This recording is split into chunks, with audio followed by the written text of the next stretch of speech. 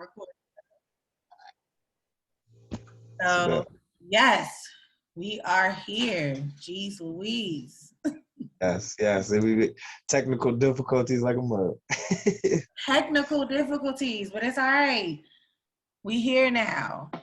So, what's up? Hey man, I'm chilling like a villain, trying to live, love, and laugh. Don't try, just do it like Nike. Just do. Hey, I like that. That's what I be telling people. Don't try, just do. You caught me off my game just now. Don't try, just do it. No, so we talked a little bit earlier about how your team, the Washington, football team, Yeah. won today. So I know you are very happy. I'm a very big Washington fan. I just call them the Washingtons now until they change the name, until they get a name. Yeah. I still But call them the Redskins. It's just a habit. no, that's cool. I mean, I I get it. I'm just trying not to. I mean, I don't even know. It's not even a big deal for real. I don't feel like it's a problem. I Yeah. try to believe Shout out to all that, the Native Americans. yeah. There's some that say the name's okay. It seems like a very few that say it's not. So I don't know. Yeah. But y'all won today. So congrats. Yeah, man. We made Curry goat out of the goat, Tom Brady. But no, I was not expecting that, man. Like it's been like a down couple weeks, and that was just the slice of my life right there. Good. I'm happy. As you Appreciate it. already know, I am a Ravens fan. So Yeah, it's all good. I mean, it was just upset week. You know what I'm saying? Who wasn't supposed to win won, and who wasn't supposed to lose lost. listen, it's okay. It's only we got a lot of time to go. We got some time to go. It'll be Right. okay. But How yes, how huh? how I just want to say how great would a Ravens and Washington football team Super Bowl be Oh for my this God. fucking community? For this Oh my fucking God. I would be there. Okay. Like I'll be outside. It don't matter. no, I don't care. Even if I was in the FedEx Stadium or wherever they would have it, like I'm gonna be in the parking lot, like tailgating Right, all fucking night. Yes, night or day. Yes, absolutely. right. That would be so lit. No, but I love, you know, black quarterbacks. We haven't always had a black quarterback, but we do now. So Yeah. it's a great thing. And as a Mhm. football player, I used to love Ray Lewis on the field. So Yeah, Ray Lewis is a legend. that's how that happened. And I was a cheerleader my whole life. So Well, okay. yeah, I was a cheerleader. I went to Norfolk State. I cheered at Norfolk State, so I cheered my whole life. But I was going to go, instead of going to Norfolk, I was going to go to Morgan because my goal was to cheer for the Ravens. And so I had this cheerleading like mentor or whatever, and she cheered for the Ravens. So I got to practice with them a couple times, and they're like real cheerleaders. So like you go to the Washington football games or like a Yeah, lot of NFL team football games, and their cheerleaders are like dancers, like yeah, sex and like they're sexy and they're like dancers. But the Ravens, they have real cheerleaders, so like they cheer, they tumble, like it's pretty cool, until one day my grandmother was like, so you want to be a cheerleader for the rest of your life? Like they don't get paid. I was like, oh shit, they don't. Okay, new career go. you probably don't know much about my team, but you don't want to be a cheerleader for what we used to be. Did you hear about that stuff? No. You say that again? Glimpse into it, but basically, our owner, and I don't know who really is part of it, but he's the one being like charged with it. But basically, Charge. they like not charged. He's not being charged because he's a white billionaire. So Right. nobody's doing anything right Accused. now. Right. But essentially, they had all their cheerleaders. They like trapped them on an island, took their clothes and belongings, and like had them captive for like a week or a few days or some shit. And it was a lot of nonsense going on. Like I don't know, it's a lot of bullshit coming out of our. I We're graduated. changing the culture. I graduated from Frederick Douglass High School in Upper Marlboro, Maryland, and we had some. Well, Douglas had some cheerleaders that went on to cheer for the Redskins. They graduated before I got there. I came there like in the middle. You know, I'm from Lago, so I came there. I came to Douglas in the middle of my high school career. But yeah, they had some Redskins cheerleaders there. But that's crazy. Yeah, nah, it's crazy. And they do not get paid a lot of money for being a cheerleader for an NFL right. team. Like, even if they did, no one wants to be fucking kidnapped or like, you know, captive. But shit, at least be paying me some goddamn money. Jesus Christ. Yeah. That's terrible. When did this happen? It got uncovered. It happened maybe 2017, I think. Oh my But it was goodness. uncovered like I don't know. The NFL is going through some shit like I don't know if you remember that coach that got fired for saying something about the first gay player and saying the N-word and shit. Like I don't know. I don't know. It's a lot of shit going on. A lot of shit. Okay, so have you seen Colin Kaepernick? So first of all, let me say this. I'm a huge Ravens fan, like my whole life. Mm-hmm. My father loves the Eagles. Like I grew up in like a real football, you know, just a sports home, period. Mm-hmm. However, ever since Kaepernick took his stand, I kind of me personally, I just kind of fell off from football. Like it's always been a love of mine. I've loved being a fan and a spectator, but when that happened, I was like, I don't love football that much. Like I'm not watching it, you know? So I was on the Kaepernick. I was team Kaepernick. But with that being said, he recently dropped a series on Netflix. Did you watch it? I watched some of it. I've probably seen maybe most of the first episode. I think it's episodes, right? Yeah, I was like I said, it's been some tough weeks. Like haven't been really able to do the usual Netflix and chill. But I was enjoying it. I was like, oh shit, the NFL ain't gonna like this. But I need to see more of it because I'm really trying to watch it. Yeah. Also, I'm glad Netflix even did that because you going against the NFL. NFL is a motherfucking machine. And shit, Netflix is a machine, and they want to make that money. You know, they want to make that that spectator, that viewership money. You know, so they're gonna do whatever. And then he had, what's the young lady's name? I'm having a brain fart right now. Ava. I'm having a brain fart. DuVernay. DuVernay. Ava DuVernay. She directed it, or she was. Oh, yeah. Yeah, she's a part of it. It was really good though. You should. I got onto her. I got on the Ava DuVernay. Like I'm probably seeing a lot of her shit back in the day or whatever she's done. But what really made me think about her was The Things They See, or what was it called when the kids that got arrested in New York. The 5 kids. Yeah. Shit.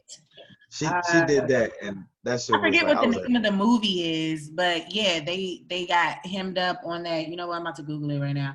I know exactly what you're talking about. That was a great film. Yeah, it was. That shit made. I had so many.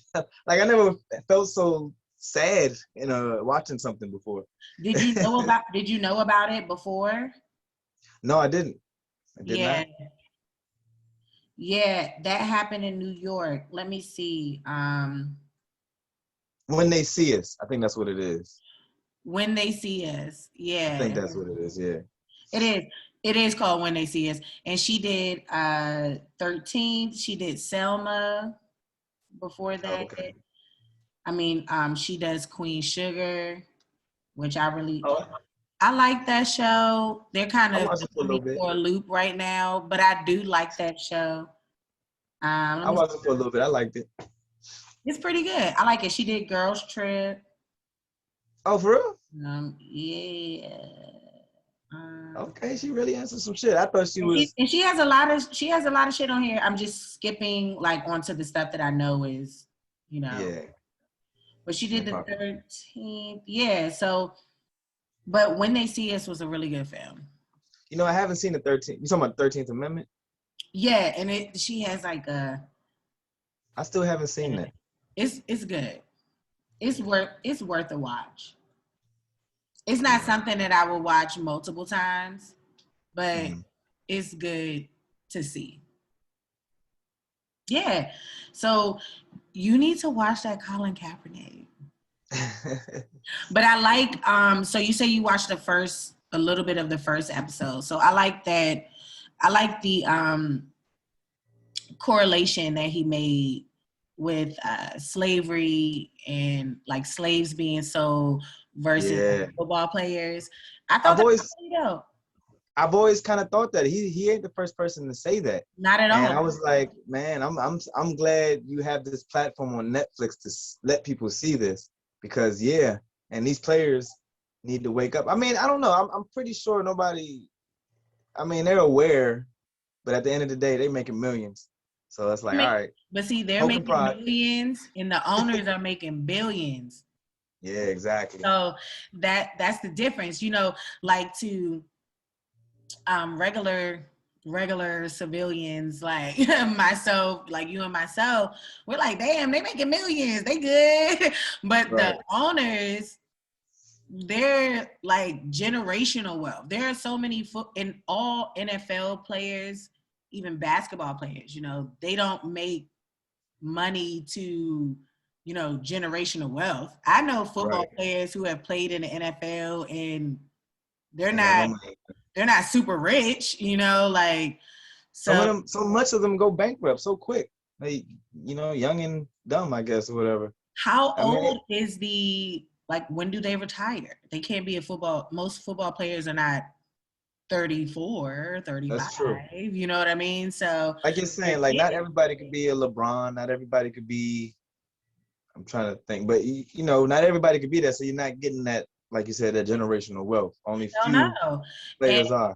football players, I mean, shout out to LeBron. I love LeBron. I mean, who doesn't unless you're a hater? But I mean, he's a dope athlete. I mean, one of the He's a best that role we've model. seen. He's a One role of the model. best we've seen, but football is so much more of a contact sport. You can't expect someone to play as long as someone could possibly play in a sport like the NBA. It's not, Right, even right. the NBA is not as physical as it used to be, so it's not as much harm to your body, I guess, You're right. that You're I was, right. They're putting you their know. lives on their line, and like when I think about what you're saying, it's like I more care about the people who are trying to get to the NFL, putting everything on the line just to make it. And you know what I'm saying? Most fall through the cracks. Some who make it don't get to live that Tom Brady life. You know what I'm saying? Not everybody gets to get there. So it could be dangerous. It could be a dangerous route. Hell yeah. Yeah. What's that show called? My father watches it. And it shows like the players trying to get drafted, or like, and it shows them like going to the camps, and it shows some people getting cut. Might be Hard Knocks. They I they forget what focus on but one it's team. not a fictitious show, like it's real life. No, it's a real show called Hard Knocks. They focus on one team every year, and yeah, they Okay. go through all that shit. I think that's probably the show that I'm speaking of, but it's really intense. Like, speaking of that, and since we talk about Netflix and football players and shit, have you seen in like, the injuries and stuff, or how physical it is? Have you seen the documentary about Aaron Hernandez? Did I? I want to say I watched some of that, but no, I can't. It's not coming in my brain, bro. You need to watch it. What are you doing? Turn that Washington football off when it's off and get on Netflix. You know what I'm watching right now? Are you watching BMF? Hell yeah. Yeah, well, yeah. I mean, I just watched. Listen, anything that Curtis 50 Cent Jackson does, yeah, Trinice Queen Harris is watching it. Like, I'm same watching. here, yeah. Well, I haven't watched that show Life yet. But Oh, 50%, that's good too. yes. Everything that he touches is great. Okay, I'm gonna check that out then. But yeah, I mean, I'm loving BMF and I love the power, but BMF, I Is don't know. it, 50 Cent's doing great right now. Like, he is like, great is an understatement. Like, he is right, doing amazing. The way that he does things is, as soon as one show ends, the next one is coming on the next week. It's amazing. right, Like so BMF, the finale is going to be next week. Then the week right. after that, Power Book comes back on. Power Book. And Tommy, then, right? huh? Is this one Tommy or is this back to It's back to what it was, Ray Tariq? J. Blige and Yeah, that Tariq, cast. yeah. So Power Book 2, I think is what it's called. And Yeah. then when Power Book is over, the Tommy one is going to come up the next Oh week. yeah. Like, this is insane. Like, it's like a fucking domino effect. Yeah. I don't know if you watch Marvel, but they say 50 Cent is like making the Marvel universe for drug dealers. And it's so Listen, true. no, it's crazy. Like, and that's true. I haven't heard anyone say that, but now that you say that, yes, like, how many X-Men movies, like, can we get Avengers, like, all this stuff? Right. Like, he's coming out, and it's back to back. Like, there are no breaks. Yeah. It's And amazing. I'm a big I don't know if you noticed, did you see Eminem in there Where? on the show today? Did you watch it today or yes? Or I watched it today. yeah. Where was Eminem, it? I was psyched because I heard Eminem was in it, but he had a 1-second cameo. I was like, what the I didn't fuck? see him at all. And So do you remember when Meech dapped up the white boy?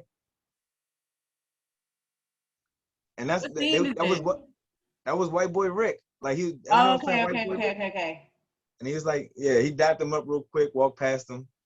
So what I was gonna say is, so I normally watch it on Saturday night, like when it drops. Yeah. Like, I'm normally there, and all of his shows, I love them so much, especially BMF. I think BMF is my favorite so far. From his shows, I really like it. Like, the acting is I think just phenomenal. you gotta call that the favorite because it's Ja like real.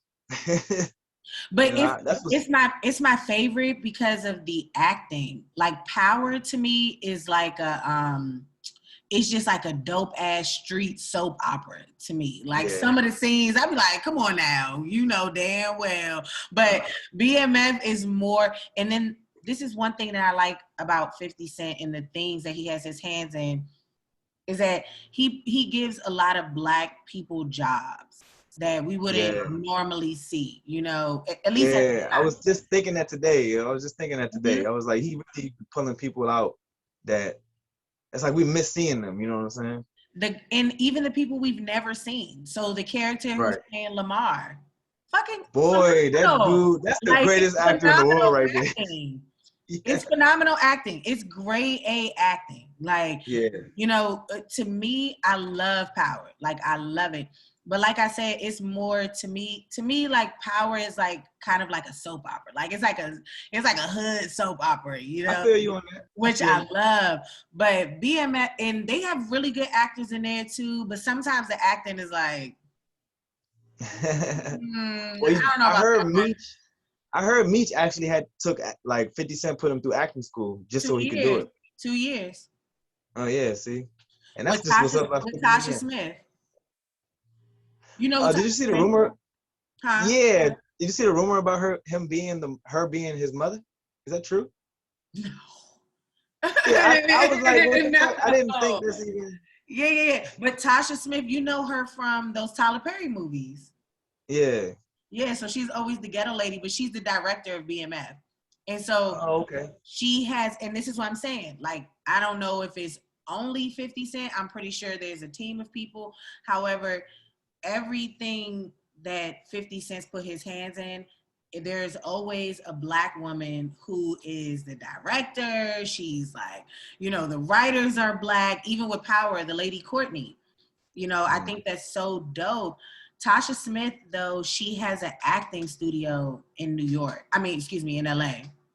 Okay. And so Little Meech did the acting courses with her, and then she ended up being the director of BMF. So that probably made it so comfortable for him, being that this is his debut, you know, acting gig, but he gets to be on set with the person who actually coached him for the past 2 years.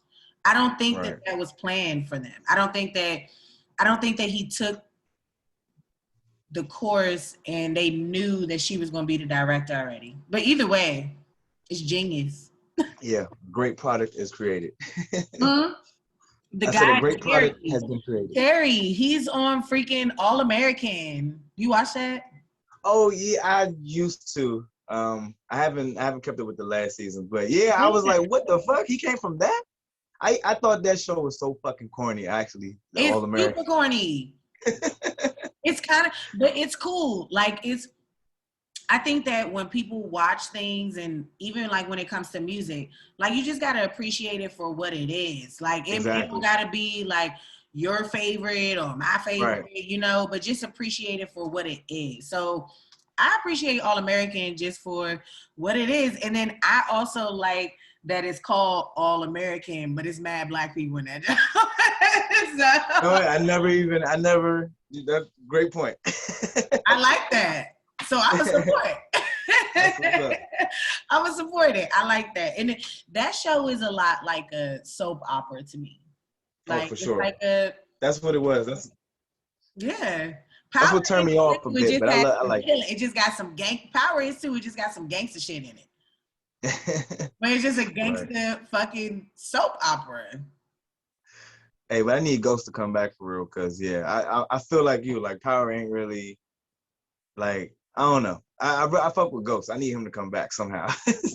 I like, you know what? A lot of people, and I have spoken about this on other podcasts and what was that shit called? Clubhouse, and like been on like in rooms like with that when Clubhouse first came out, and we were talking about power and stuff like that. And there were so many people hating on my guy Tariq. Like I didn't understand. I like Now, come on, this nigga, like honestly, I was like, are we supposed to really follow this little shit after he put all this? He fucked everything up. Like, what do he's you? a kid. And I grown to love his show, but it's just like, yo, we didn't have to be here. Listen, he's a kid, and Ghost, to be honest, is a piece of shit as father. Like, let's not even talk about, first of all, I forgot about Raina for like fucking 5 seasons, it seemed like. Like, I even Yeah. forgot that. And then what's their youngest daughter? Like, the baby. Like, she's been a baby like since the show started. Right. I don't mean, even, like, Ghost, you're over here fucking Angela. Where the fuck are your kids? We don't even know your kids. What the hey, hell? you know what? I ain't gonna lie. I mean, we were talking about earlier how niggas always going to non-black women, but but I was with their relationship because I was like, man, Tasha fucking up, man. Like she not. And you know what? I got to be honest. So the times that I was on Clubhouse and I was like really rooting for Tasha, like I was like caping for her, you know? But I had to go back and watch it, and I was like, all right, she was fucking. But I mean, it's I don't give a fuck if the lady was white, Portuguese, Puerto Rican, whatever Angela is, whatever she is, whatever her character is. I am talking about him being a father. Like he's a piece of shit ass dad. Like all we see him is in the club, killing people, fucking Angela. We don't see him at no goddamn school events. Like I said, we don't even, what does his youngest daughter look like? I disagree. I feel like Ghost is trying to desperately trying to get Tariq to go through school. He was doing everything to keep his family afloat as far as financially. Most men don't, like did we say this earlier? But we don't care about the mental. We care about the physical. We want to just take care of shit. We don't worry about no emotional shit. Fuck them kids. I gave them a roof over their Being fucking a head. father, being a parent, I don't even have no kids. Fuck them kids. But you know, having a father, I grew up with a father in my life. My parents been married, you know, my whole entire life. And the most important thing for me, like with my dad specifically, is the time that he spent with me, like the conversations that he had with me, the just him being there. His presence is a present, like for my whole entire life. So Right. you know, and he makes Big money. ups to him. No, but that was the most important thing for me. You know, like, and my father, he made it very clear when we were growing up. I have a younger brother. It's just, well, he's grown, but I have I have a brother that's younger than me. We're 3 years apart, and you know, just his presence was the most important thing. I wouldn't give a fuck if my father worked at damn Safeway for his whole fucking life as a goddamn cashier. Like, it was the time and the effort that he put into our lives. Like, he could buy us anything in the world, but and that's what Tariq had to tell Ghost. Like, nigga, you a terrible father. I'm about to pop your ass. Man, well, I mean, big ups to your father. Thank you. See, my dad, I look up to him too. You know what I'm saying? He's I call him the foreigner. You know, he came from Guyana. He went to Howard University. He made it work. Yeah. And you know, he a black man, you know what I'm saying? And it's like, so I can't imagine the shit he went through. Like, my dad was born, I mean, I don't want to put him out there like that, but my dad's an old dude, and he's seen everything. Yeah. And for him to go through all that stuff that I couldn't fathom going through today in my life, and still put a decent roof over our heads and all this shit, I can never look down on that. But there is some emotional intelligence missing there with him. You know what I'm saying? Like, he ain't the, oh, you're doing great, son, I love you. You know what I'm saying? But he just makes sure you know, get your head on straight, or you're gonna have some problems type dad. Absolutely. But that time, those words, his presence, you know, like, I feel like that type of thing is priceless, you know. No, and that's more what I mean, I'm more on that now. You know what I'm saying? Yeah. He's definitely up there, and it's like, yeah, I gotta spend all the time I can. And see, that's why this proves that Ghost is a piece of shit father.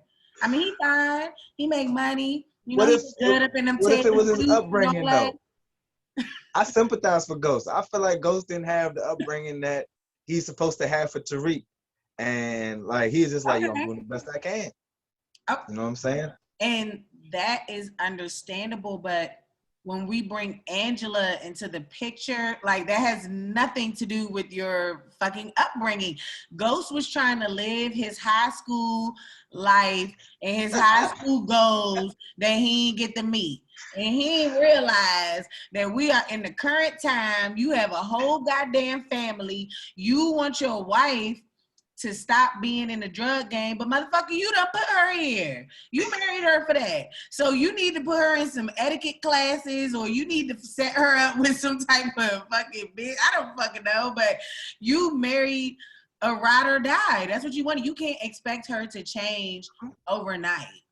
Something was happening though. She wasn't riding no more. I can't remember that far back, honestly. But I had to watch it again myself. I was a Natasha fan. Like, she really could have did better. Like, I mean, I understand that, like, it was a toxic situation, but come on, you're taking the wrong routes.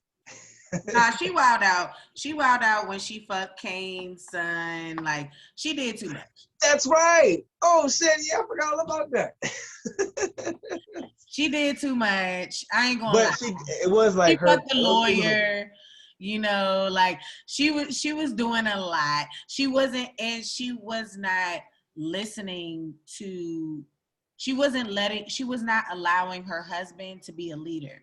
And I think that that's very important in that show. I don't know if they did this on purpose, but my perspective in watching the show, I think it's really important, because a lot of us Black women, we have a really hard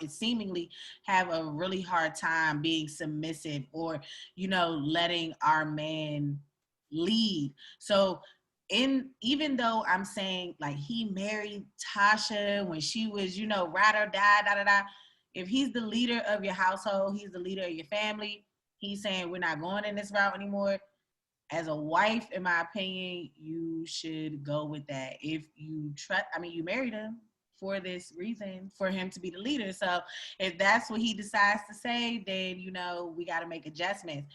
But Tasha, I she respect wasn't that. raised that way. She have that. Yeah. No, I respect that, but I don't think it needs to be that way. You know what I'm saying? I don't really. I think whoever has the best idea needs to lead. I agree with that too.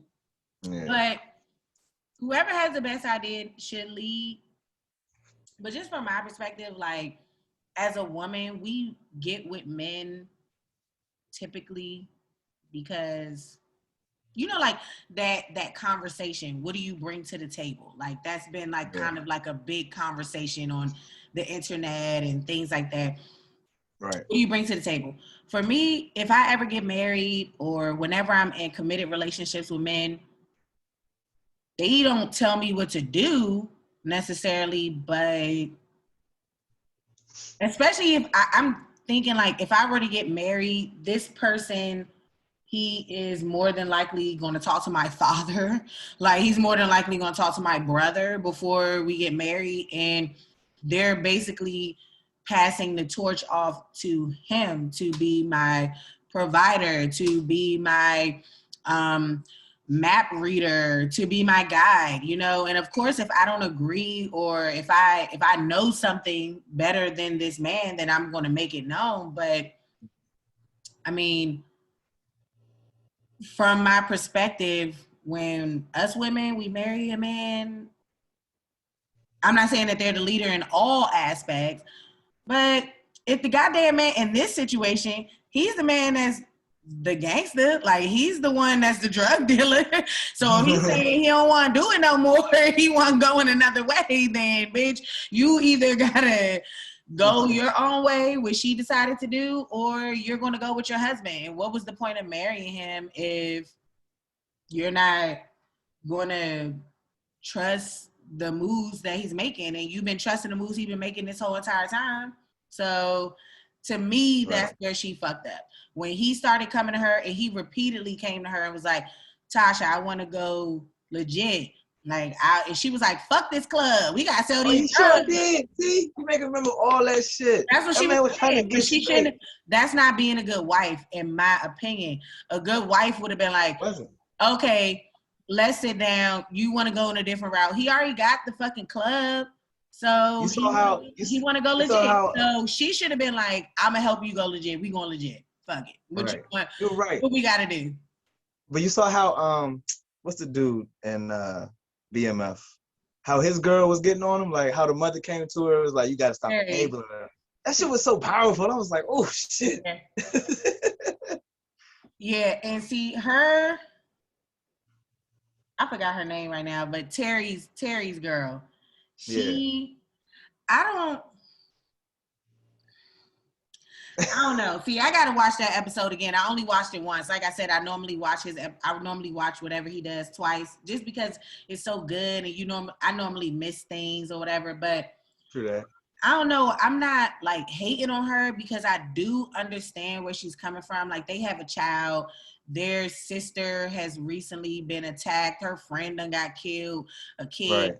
So, and I understand what she was saying when she was like, she's not going to wait until something happens to Terry Jr. But the thing that comes with that is when you reproduce with a person, with a man who's living a certain type of life, you have to understand that this is what's going to come with it. You can just change your mind in the middle of it, but she fucking vibes. She been lying for him the whole entire time. Right. Right. I'm just looking at it as the moms just woke her up. You know what I'm saying? Like men or people in relationships do that to some partners are swayed sometimes just because, I don't know.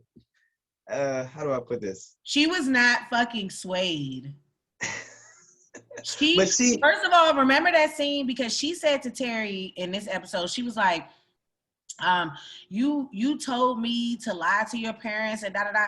Yeah, he did at times. But remember that episode when they asked, it was after Terry got shot.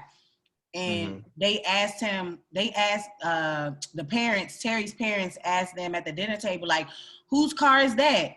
She volunteered herself and said that was her uncle, or she said it was her uncle that gave her the car.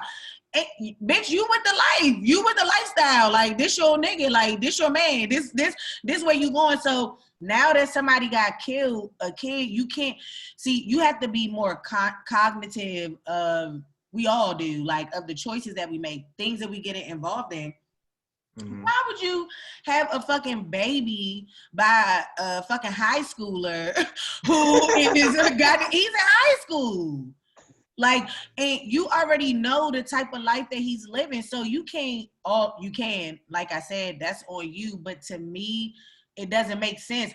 Bitch, you should have been on birth control. You should have never even had no kid by this guy. Like, no. The intentions are right. If you want to ride by yourself, but don't, when things, because a lot of women, they take advantage of the positive side of dealing with a gangster or dealing with a man who's doing illegal things. You know what I'm saying? But when things start getting, it start getting a little crazy, then they want to be like, no, we can't be. You already knew what it was. What did you think was going to happen? He's either going to go to jail. Excuse my broken nail. He's either going to go to jail. He's going to get killed.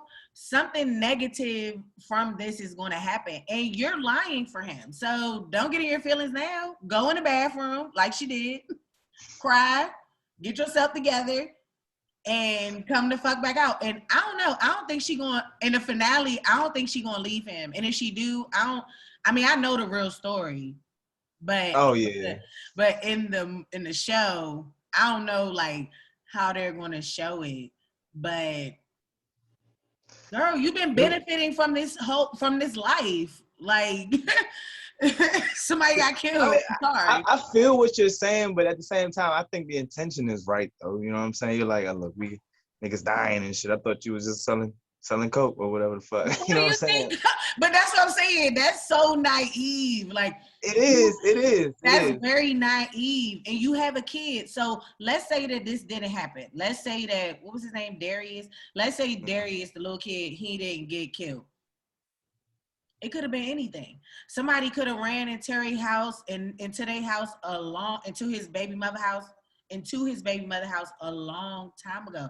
She didn't necessarily have to know anything about it. She don't know the ins and outs of Meech and Terry business. When you decide to deal with somebody like that and to have a kid with them, you should be more cognitive on what the fuck you signing up for. But I understand they all young.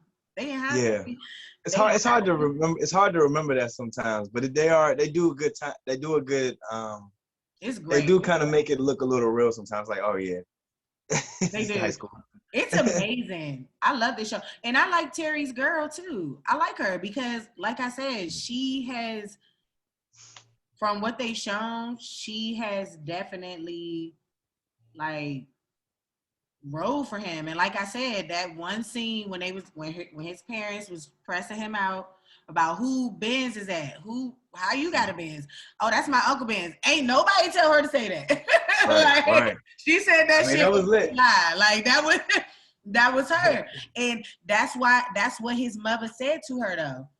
You've been benefiting from this shit. Like, you did that shit for you. Like, you did it because it was comfortable for you. But now that it's not comfortable for you anymore, now, she want to go. It's all right. I got your back, Terry.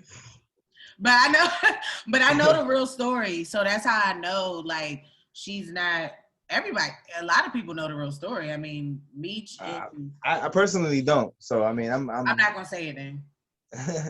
I mean, I'm just like, I just love how we're getting a little, it'll make you look into the actual history. And I just love shit like this. Hell yeah. Terry's out of jail right now. Yeah, I actually learned that. But because of COVID, right? Yeah. Yeah. During the pandemic. Yeah. He was let out then. And damn, I want to tell you something so bad. Like, but I don't want to say, I don't know how they're going to portray it in the show, but the lady who plays the character that Cash Doll is playing, I was on Instagram one day and they posted, it was her daughter, the real lady's daughter. posted a picture of her mom and she tagged Cash Doll like, you doing such a good job playing my mom. Da da da da Oh da. wow, I that's thought what's that shit was up. dope. I'm about to find it. I'm gonna send it to you. That's lit. Yeah, she posted a picture of her mother, and they did a good job casting. I mean, it's dope because Cash Doll is from Detroit anyway, but just like look wise and everything, they did a really good job. True that. I mean, I don't. All I know is Cash Doll thick as shit, and I was just like, whoa. Like, She is. I'm about to get my body done. I've been saying that. I'm just lying, oh but lord. in my mind, I'm gonna get my body done. Fuck this. I'm tired of going She got somewhere. her body done. Look at look at this right here. I need to get this sucked out. All of this. Stop it. Come on now. I'm all against that type of shit. I love the No, I'm fucking naturalistas. around. No, yeah, I mean, she's one of those girls. She's beautiful though. Like even her face card, like she's just a beautiful Black woman, But and I'm if she so got work done, then she got good work done. But hell because yeah. I usually, She I looks usually can, good. I usually can notice that type of thing. But no, she's beautiful to me. Hell yeah, she is fucking gorgeous if you ask me, and she's doing a really really good job. Yeah, and like she's a rapper, right? Or I don't Yeah, know much about her. yeah, she's a Okay, rapper. for a rapper, like she's doing a hell of a job. Like I don't even, Yeah, like I said, I don't know much about her, but she's taking on that shit. I yeah. heard this was her last episode though. Huh? Somebody told me this was her last episode. It may be because she was pregnant. Well, she is pregnant. She's probably about to. She Oh, may have had her. I don't think she had her baby yet, but she she got pregnant. So that may be true. I haven't heard that, but I mean, it makes okay. sense. Man. But All Lamar, you can't stop the rain. right. Yo, that dude is an actor, man. Like what? Phenomenal. I get Omar vibes. I get what's another evil villain? Like I He get is, Omar vibes though, like shit from him. he's like top tier to me. Yeah, Like no, for his real. his acting career is gonna go really I far can't after this. I can't wait. I'm sure you're gonna be in something else big soon. And he's probably gonna play a role that is polar opposite from Lamar because I can tell that he's British. Yeah, yeah. It's always these British motherfuckers. They've been coming, these African British guys have been coming over here fucking this acting game up, okay? Right. You And watch Snowfall you too? brought up Omar. I mean, Idris Elba, was in The Wire. Yeah. You watch Snowfall? Yes. Oh yeah, you hip. But Yeah. yeah, all these, yeah, I don't know. I love John Cheerio Singleton. to them. I love John Singleton. So I went to school to be a cinematographer initially. Oh yeah. And John Singleton was my idol. Oh, Like for I sure. I wanted mean, to can understand like that. study him and everything. Like I love John Singleton. I love his work. So in Yeah. Snowfall, I love Power so much, but that's why I say like Power to me is like a soap opera, and Snowfall is just more realistic to me. No, I So mean it's based on some shit. It's yeah, based on some shit. So yeah, yeah, the way they those did always it win. was just great. When does Snowfall come back on? What the fuck? Let me look this up. You know Like what I'm waiting for? I mean, I know Lee you focus on the Franklin. black. I know you focus on the black folks, but I'm waiting for Ozark to come back. I've never watched Ozark. Oh man. I mean, I ain't trying to say it's on the same tier, but it's pretty good. Like, nah, no, and you're right when you say that. Like, I'm on a black tip. I watch so many black shows. Like, I'm here for the black shows. I'm here for the black I feel you. movies or the black films. There's certain white shows that I like, but they always, what I've noticed is that these white shows that I like, they often have like nigga problems, like what we would call it nigga problems. Like, so I'm so serious. Like I noticed this about myself. Like it's something for me. And shout out to all the white people, shout out to all the non-black people, but just me being real. It's something about watching white people on TV go through nigga problems, what people think is nigga problems that just satisfies me. So with that being said, I like Shameless. Have you seen that? Yeah, I haven't seen the last two seasons. They have like fucking 20 seasons or something at this point. I watched But most of them. oh my God. What the fuck? Gallagher. Gallagher. Those my niggas, like they be going through some real problems. Like, honestly, they make me like, what was it? When I was watching it back in the day, I was like, damn, they make me feel good about my life. listen, that's what I'm saying. I know it's true somewhere for somebody. It's something so satisfying for me to watch shit like that. And then it's another white show. I'm gonna tell you all the white shows I like. So Shameless, Breaking Bad. Oh, fuck yeah. That was my shit. That was such a great show. That was who? Dexter? I watched Dexter. I didn't watch all of it, but I did like that show. But for some reason, it wasn't enough nigga white problems for me, I think. What about You? I like You.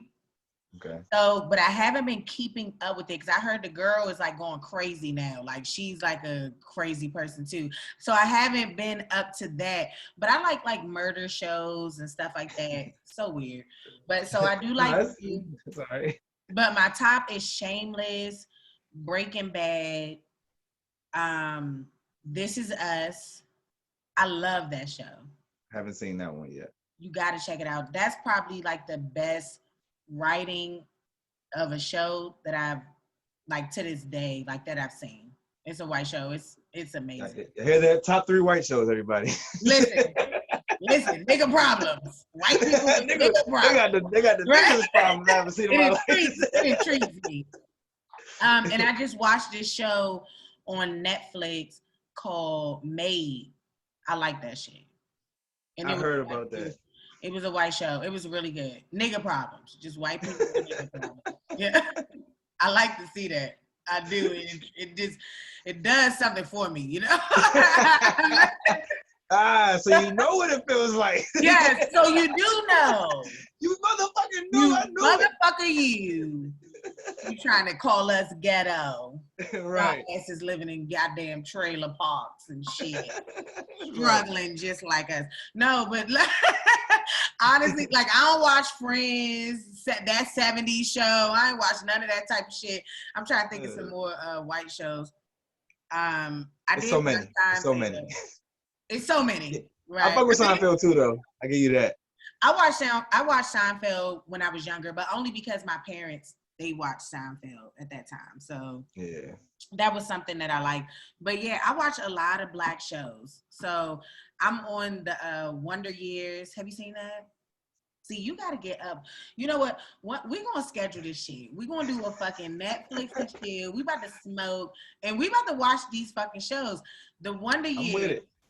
So the Wonder Years, first of all, it used to be a white show. I didn't know that until the other day. I was at my Okay, now they're talking about. Okay. Yeah, So I was at my father's house and I was like, Dad, you gotta watch this, because we always like try to put each other on like on new black shit that we watch.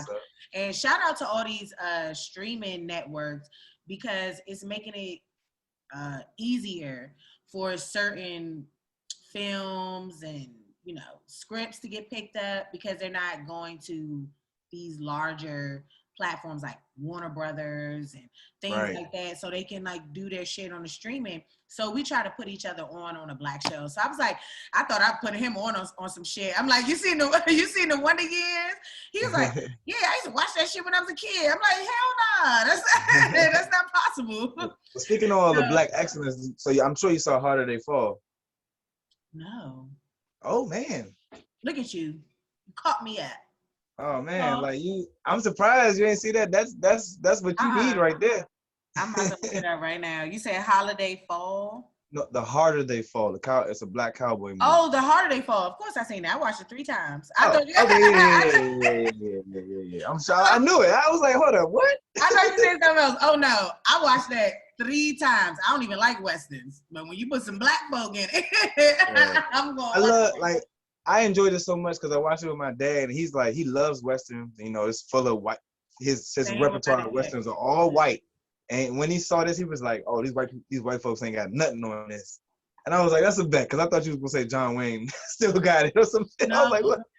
That movie is amazing. All right, so before we get on that, 'cause I do want to talk about that. I love that movie. Like I said, I watched it 3 times. I think it came out last week or something. But Yeah. The Wonder Years. So check it out. It's on Netflix. So Okay. you know it was a white show. Yeah, I'm hip to that. The man who played the kid in the white show, Fred Savage, Yeah. he's the director of this one. Oh, okay. But it's so fucking black. Like I told my dad, because my father, like I said, I didn't realize that it was a white show before. When I was just enjoying, I was fucking loving it. And one night I was watching it, and it's on now. So I think it comes on Tuesdays or Wednesdays or something. I don't know. I watch it on Hulu. But one day I was watching the episode and I went to sleep, and then I woke up and it was like this old ass black and white show on my TV on my laptop, and I was like, what the fuck is this? And so I like went to the name and it said The Wonder Years. I was like, this is not The Wonder Years. Like I've been watching this whole time. So when I went to my father's house the other day and I was telling him about it, so he hit me. So the Fred Savage, and apparently he's the brother to the guy of Boy Meets World. I don't know, but Oh yeah, I can tell. They look alike. So that, and but this show is so dope. Check it out. And Okay. Don Cheadle is the narrator. Oh shit. Yeah. Okay. It's so good, but it's so black. I'm like, I gotta watch. I was telling my dad, like, he's the director, because my father, he's all into like watching the credits. So like, we'll watch the credits. We'll see like who is who did what. And so that's when he was like, oh, Fred Savage, that's the one that played. That's the white kid, the white guy that played the kid, like in the other movie. And I'm like, how are you directing this black ass show? Like, I need to watch an interview with him talking about the reboot, because I just want to understand. It's so black. Like I want to understand. I'm so surprised to hear that. I'm glad to hear that. I mean, that's a big change. I think it's dope from what it was. So that's what's up. He probably got. I'm gonna check it out. Black cheering. That's how black this show is. But what show did you just bring up? Oh, the movie Harder They Fall. Amazing. Yeah. The guy Lakeith. Amazing. We need more of this stuff. Like I was saying, the shit that we're taking from actual history. Yeah. Even though it's not that factual, I love it because it makes you want to go look it up and learn about these people who've been. I mean, I would say that they've been, what's the word? Like, they're hiding this shit from us. Absolutely. You know what I'm saying? When you think when the average American thinks of a cowboy, they think of a white man with a cowboy hat on. When the average American thinks of a pirate, they think of a white person. When in all actuality, these were black people doing this shit. So I thought it was so dope. But Lakeith, he was my favorite. I love seeing him like acting shit. He needed it. I feel like he needed this because he's a great actor. He's a phenomenal actor. He did such a fucking great job. What was the last one with Frank?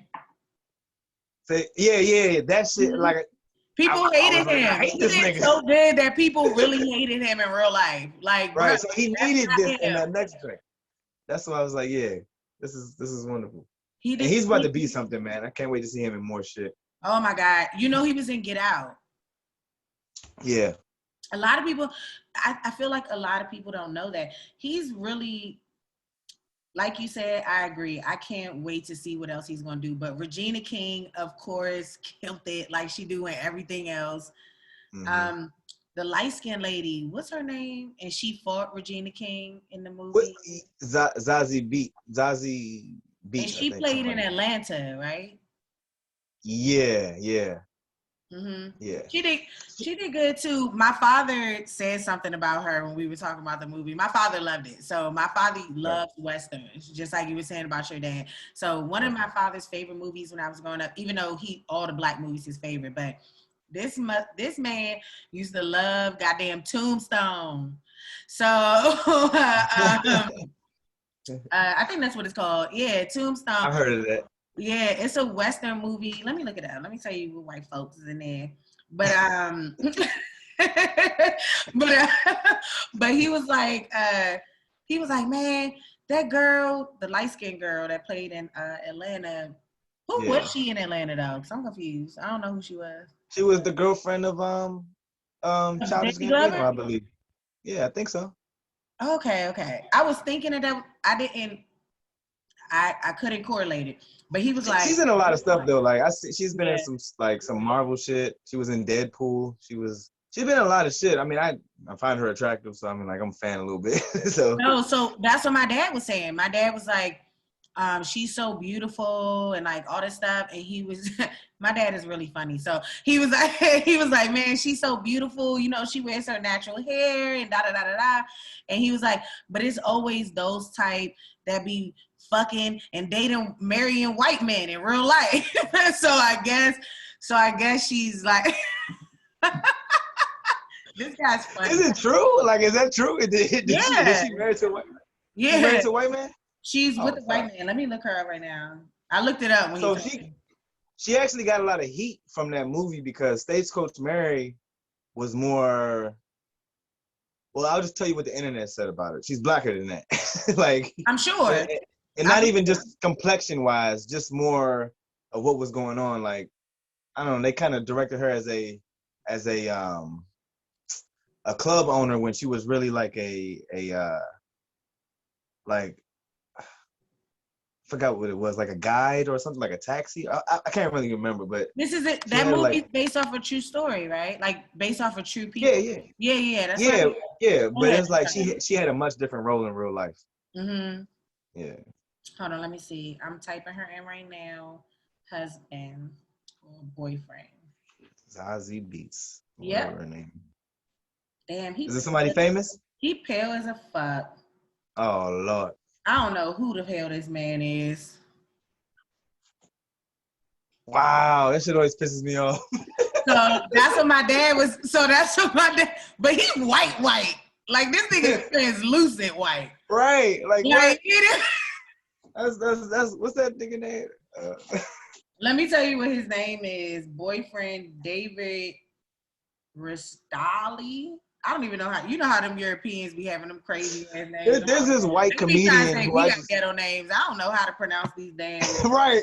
They got ghetto these damn names European too. names. What the fuck is his name? I don't know what the hell this shit say. But look at him. No, he's white.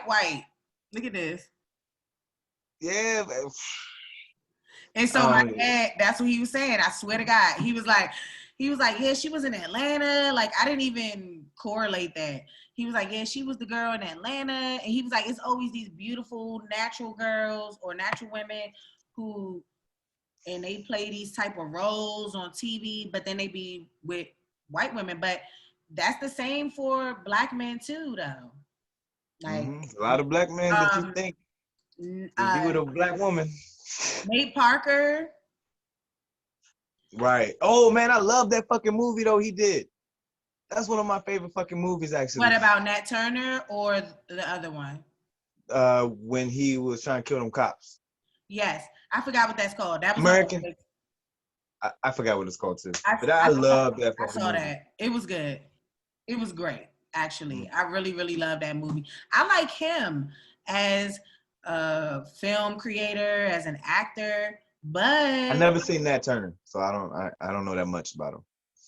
I know about the shit he went through to create Nat Turner and all that shit that was going on before it came out. But rape and all that, or the accusation. Yeah. You guys to see that movie. True. Yeah. That's one of the Nat Turner's, like when I was a kid in high school, or not high school, but you know when you had to write those black biographies or whatever. Yeah. For them white teachers. but I ain't have that many. You know, when we grow up, I ain't have that many white teachers.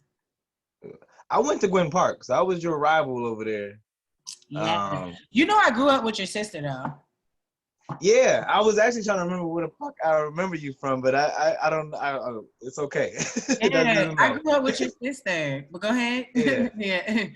But yeah, no, I mean, I did my first biography on Nat Turner, and I was like, wow, this motherfucker was lit.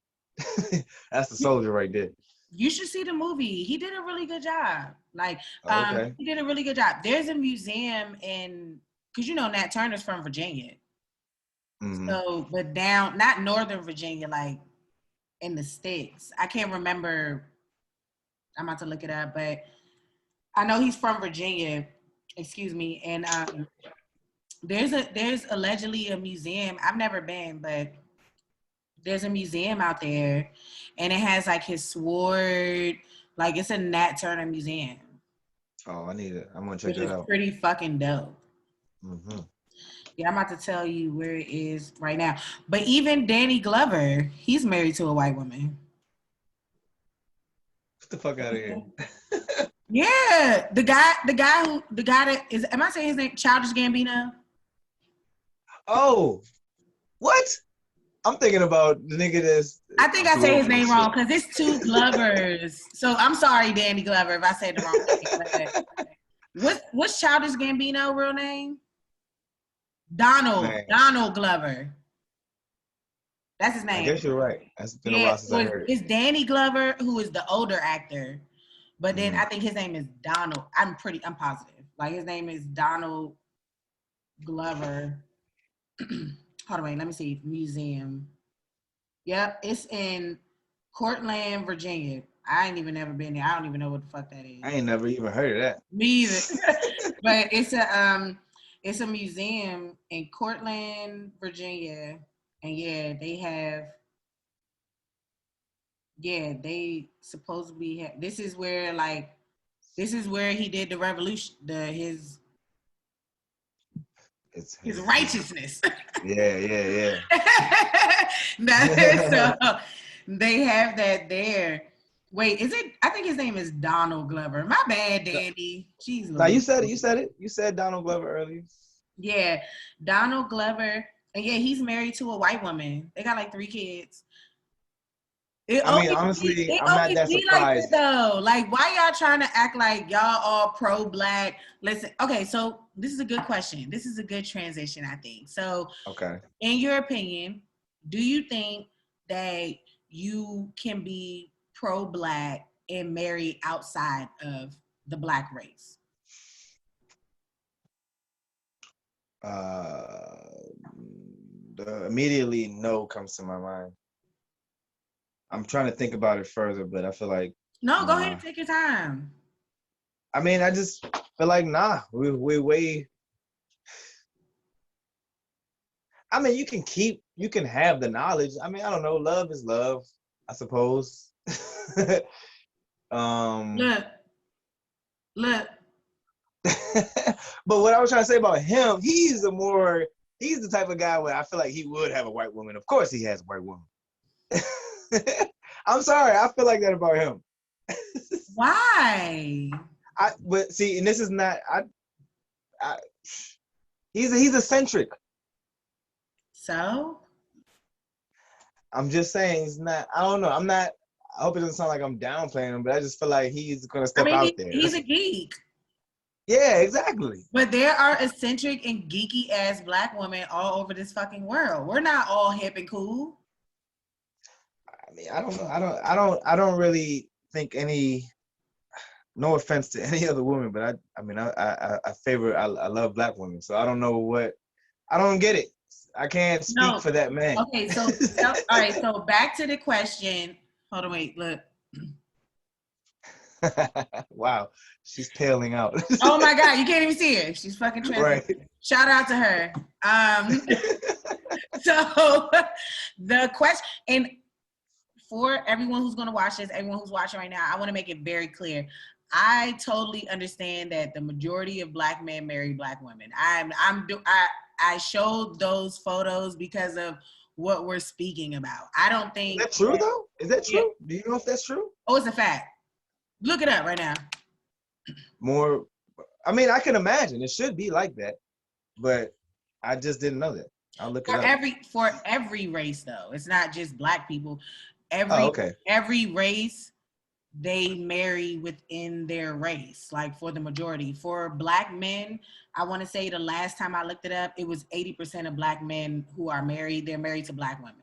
So like that talk and that tale of black men don't like black women or they want, that's false. That's fake. Right. That's not true. Like, it's not a reality.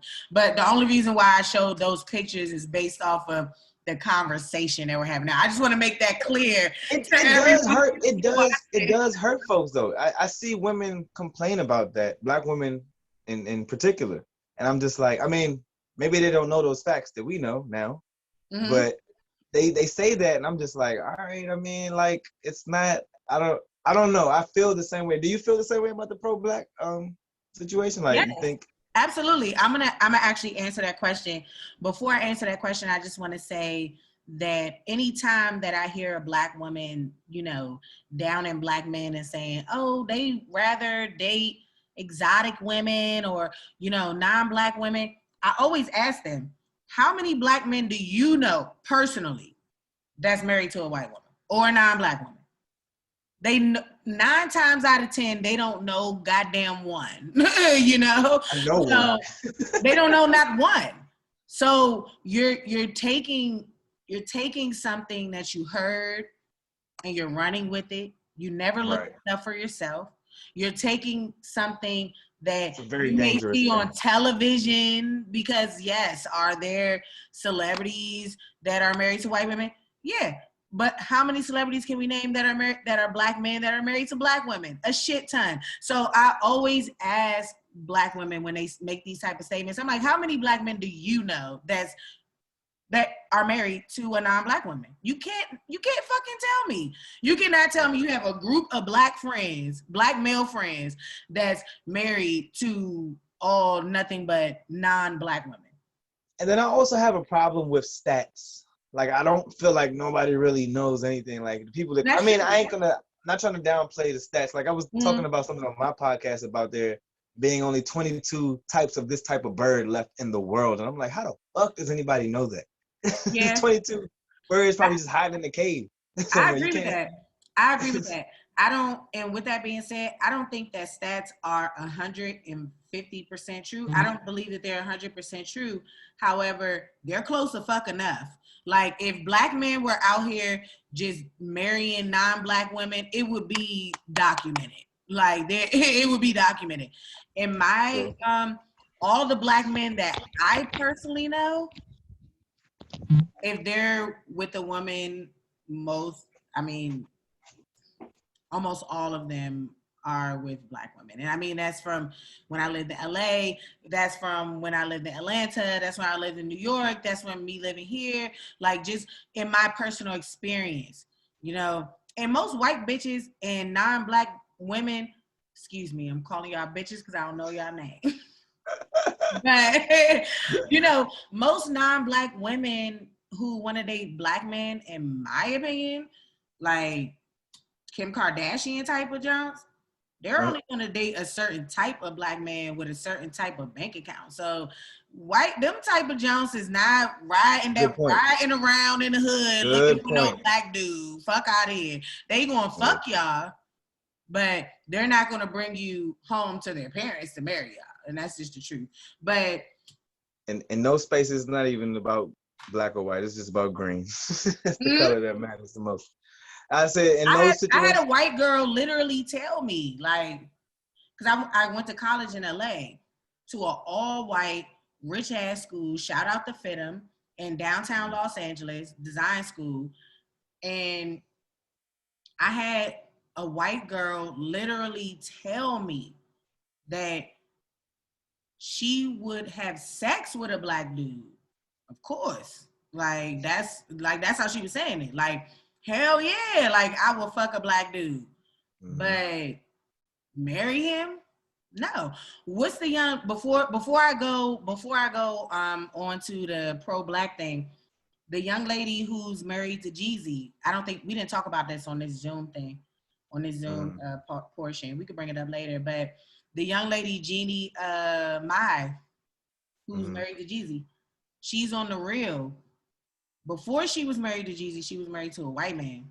And she was on the real, and she said out of her fucking mouth on national television that she likes her dark meat on the side, but she wants to marry a white man. She wants to be with a white man. And I can show it to you right now. She said this on The Real? She said that on that show? Oh, she said it on the show. Like, I'm going to pull it up for you. I swear to God. Like, I have no reason to lie. And you want to know something that's crazy? I don't watch shit like that. Like, I don't watch The Real. I don't watch, like, The View. Shout out to Whoopi Goldberg. I love Whoopi Goldberg. But I don't watch The Real Housewives, like, and all them type of shits. I don't watch that type of shit. I think that shit toxic for real. But my mother, she loved The Real though. Like, same here. My mom too. So one day, and this was a while. I mean, it was a few years ago, and I was watching it with her, and this lady said that shit. Like, I saw her with her on, and I'm gonna pull it up because I swear on God she said that. But anyway, while I'm pulling this up, do I think that you can be pro-Black as a Black person and marry outside of your race? No. No. I think that, all right, with that being said, I don't think that all Black people are pro-Black. Period. Facts. Period. Facts. So as far as when it goes to marrying someone outside of, your race, outside of being Black, when you pro-Black, to me, you pro-Black children, you pro-Black family, you pro-Black education, you pro-Black business, you pro-Black every motherfucking thing. So there's no fucking way that even if I'm pro-Black, like, I'm Black. So I love everything about being Black. I don't give a fuck what country you from. I don't give a fuck what part of the world you from. If you Black, if you Black, we in sync. Bye, bye, bye. Like, so there's no way that me having the values that I think, that I feel of Black people, there's no way, it doesn't make sense that I could ever be in a committed relationship with someone who's not Black. I may meet someone that's not Black. I may have met someone that's not Black in my past that I was like, oh, they dope. They this and this. But my morals and the way that I feel about Black people, the way I feel about Black families, the Black family structure, I would be a complete hypocrite if I married and reproduced with someone else. And even though my kids would still be Black in that sense, their father wouldn't be Black. And I'm pro-Black fathers. I'm pro-Black men. So my white husband wouldn't even like me because I'd be like, man, Black men, they the finest motherfuckers in the goddamn world. He gonna be sitting on the sofa like, bitch, he gonna murder me on goddamn Lifetime. Shit, because the way I personally feel about Black people, there's no way that it doesn't make sense for my lifestyle. And I mean, there are so many cultures that are like that. Like, especially like in the Asian culture, Asians, they take that shit to the motherfucker. They don't play. Koreans, they like traditional wise.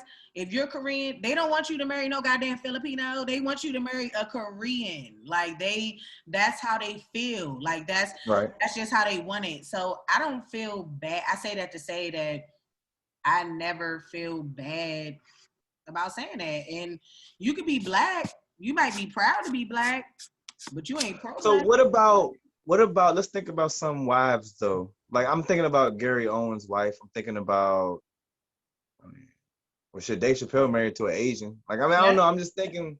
Yeah, he is. It's like, so I love that hearing about bothers that me. stuff. I love Dave, but that bothers me, to be honest. It bothers you? Yeah.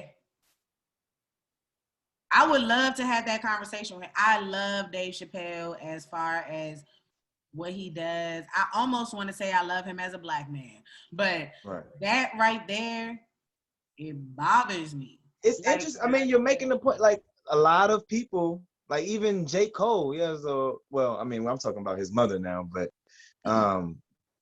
or his father. I can't remember who was white. He has a white parent, but it's just like these people who would be used. It seems like some of these people who are fighting the good fight as far as for the Black culture, they usually have, it's just a them. non-Black wife. Yeah, it's a non-Black partner. and I'm gonna really stick it to non-black. You know what? I'm not. So Serena, I got a problem with that. Oh yeah, Like she do. I, Yeah. I love Serena. I love what she's done. I mean, she's a fucking icon. You know, you can't take anything away from her. However, I mean, that's cool, whatever you want to do, but she can't come to me personally. Like Serena Williams could, I don't give a fuck what she's ever done in her life. She can never Right. come to me and have no pro-black conversation, not with no goddamn white husband. Eve could never come to me and talk to me about no goddamn pro-black and black men and this. No. So She I can, had this look, thought hold earlier. on, I listen had. to this. Listen, I'm Okay. gonna say Okay. it for you.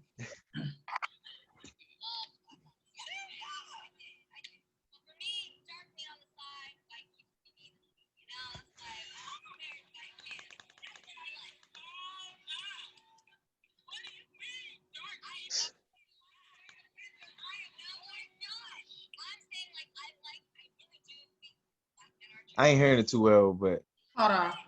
Can you hear it? it's kind of low. I ain't gonna I'm lie. about to fucking flip my screen. Matter of fact, you know what I'm gonna do? I'm gonna plug it up to this speaker because we ain't on That's bad. Instagram. But go ahead while I'm doing this. But yeah, she fucking said that shit. And as a black woman, I will never forget that. Like she can be making her videos and having her baby with Jeezy, and that is amazing. That's beautiful for them. But Mhm. I will never forget when she said this shit. Like she said it Nah, on yeah. national fucking television. Like she didn't say it in her fucking living room or in her basement with her homegirls. Like, all right, so here we go. I hooked it up to the speaker, so I hope you can hear it. Okay. Email peers, my friends, when we talk about you dated black guys. Definitely. Love black guys. Yeah, I did. But for me, dark meat on the side, white keeps me mean and lean. You know, that's why I married white man. That's what I like. Hold up. What do you mean, dark meat on the She likes side? very offensive. I am. No, I'm not. I'm saying like I really do think black men are attractive. I do. Like that's my. Well, what do you mean, dark meat on the side? That means, honey. That's. You know what that means. Wait, what are you reading it as? I don't know. How did you say it? I'm just saying, like, when I think about men, I like dark men. I do. Right, you like your main man to be white and your side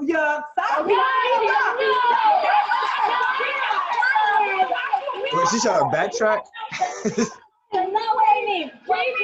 Explain what you mean. Okay, what I meant is like I used to date black men. Okay, I think they're attractive, but You dated black guys. love black men. All right, Yeah. so I did. Wow. I actually posted this on my page, so that's how I got to it so quick. I didn't pull up the whole thing. I can later, or if you want to hear the rest of what she was saying, but yeah, That's wild.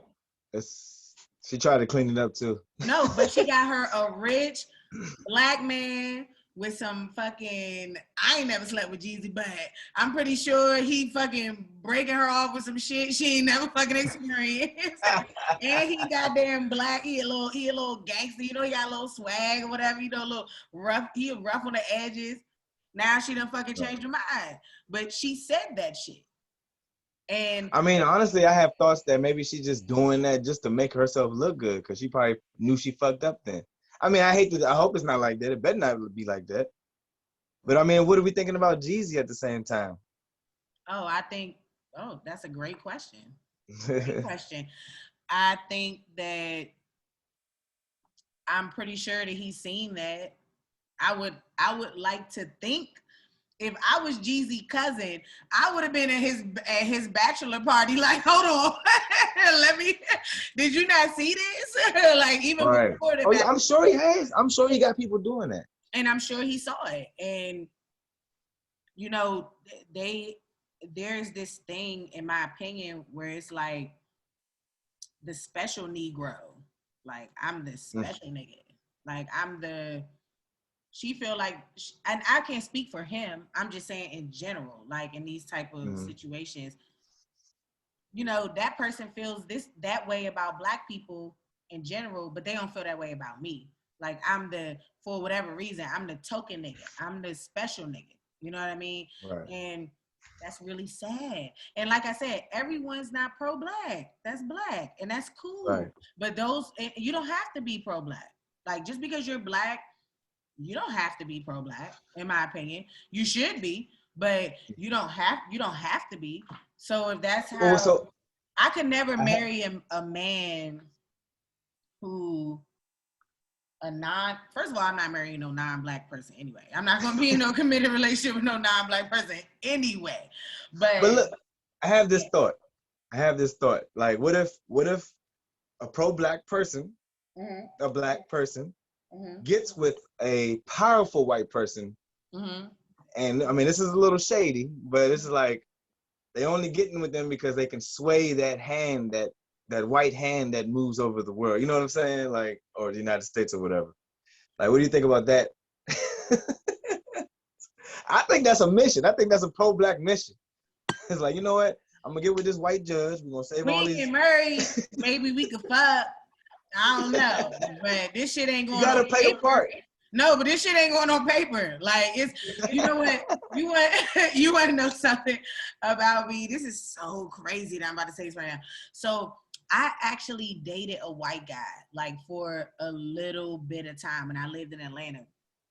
And I don't even want to say we dated. We went out on a few dates and I ended up having sex with him because I was telling my friends, like, I got this opportunity. Like, you know, I grew up in the DMV. I don't know no white people. Like, and I feel the way I feel. I feel like they skin feel weird. I feel like whatever the fuck it is that I feel. You know, they smell funny. I don't like their hair. Like, ew, he ain't gonna have no nigga naps on his pubic. Is that life, nigga? Like, that's not cool. But I've been blessed with this opportunity. So I want to see how this shit gonna go. So I definitely had sex with a white dude one time. I got so drunk. Like, I'm telling you. And he was like one of them white dudes that was trying to be black. So that shit was turning me off from the gate. But it was just, this right here was supposed to be between myself and Harriet. Myself and the ancestors. Like, this was just supposed to be between us. But you know, I gotta be completely honest when I'm talking shit and when I'm saying the way that I feel. You know, I definitely did that, and I got so fucking drunk. That was the only way that I could even do it, because, and even after that, I was like, oh my God, like, I fucked the slave master. Like, what is wrong with me? I had to like apologize to my ancestors. You think I'm fucking lying? I like had like a whole meditation like process, and I was like, Harriet, anyone who knows me, they know how I feel about Harriet, and a bunch of other black women too, but Harriet is my junk. She from Maryland too. Harriet, listen, sis, like, I just needed to, like, I needed to make sure that this was something that I wouldn't do. And no, it's just not. Damn. So embarrassing. I'm sorry to everyone who's listening to this. I mean, I don't know who's more embarrassed. I feel like it's all the Peters out there. That's like, oh, fuck that. Yo, this dude, this white guy, he was from Alabama. Oh, shit. He lived in Alabama when I met him, but I met him in Atlanta. And whatever part of Alabama he lived in, it was like on the outskirts of Georgia. So he used to go, I met him in this shit. I met him at this place on Peter Street, which anyone who been in Atlanta, anyone who lived in Atlanta, they know Peter Street is popping. Like, that's like kind of like a Adams Morgan type of thing, but it's way smaller. But it's like that type of thing, like a strip with like shit on it, whatever. Might have been out there, I'm not sure. If you went to Atlanta, I hope whoever you went to Atlanta with took you to Peter Street, because it's like the place to be when you're in Atlanta. So I went there. I used to be there all the time. I lived in Atlanta at this time. I met this white dude. And I'm like, what the fuck this white dude doing in here?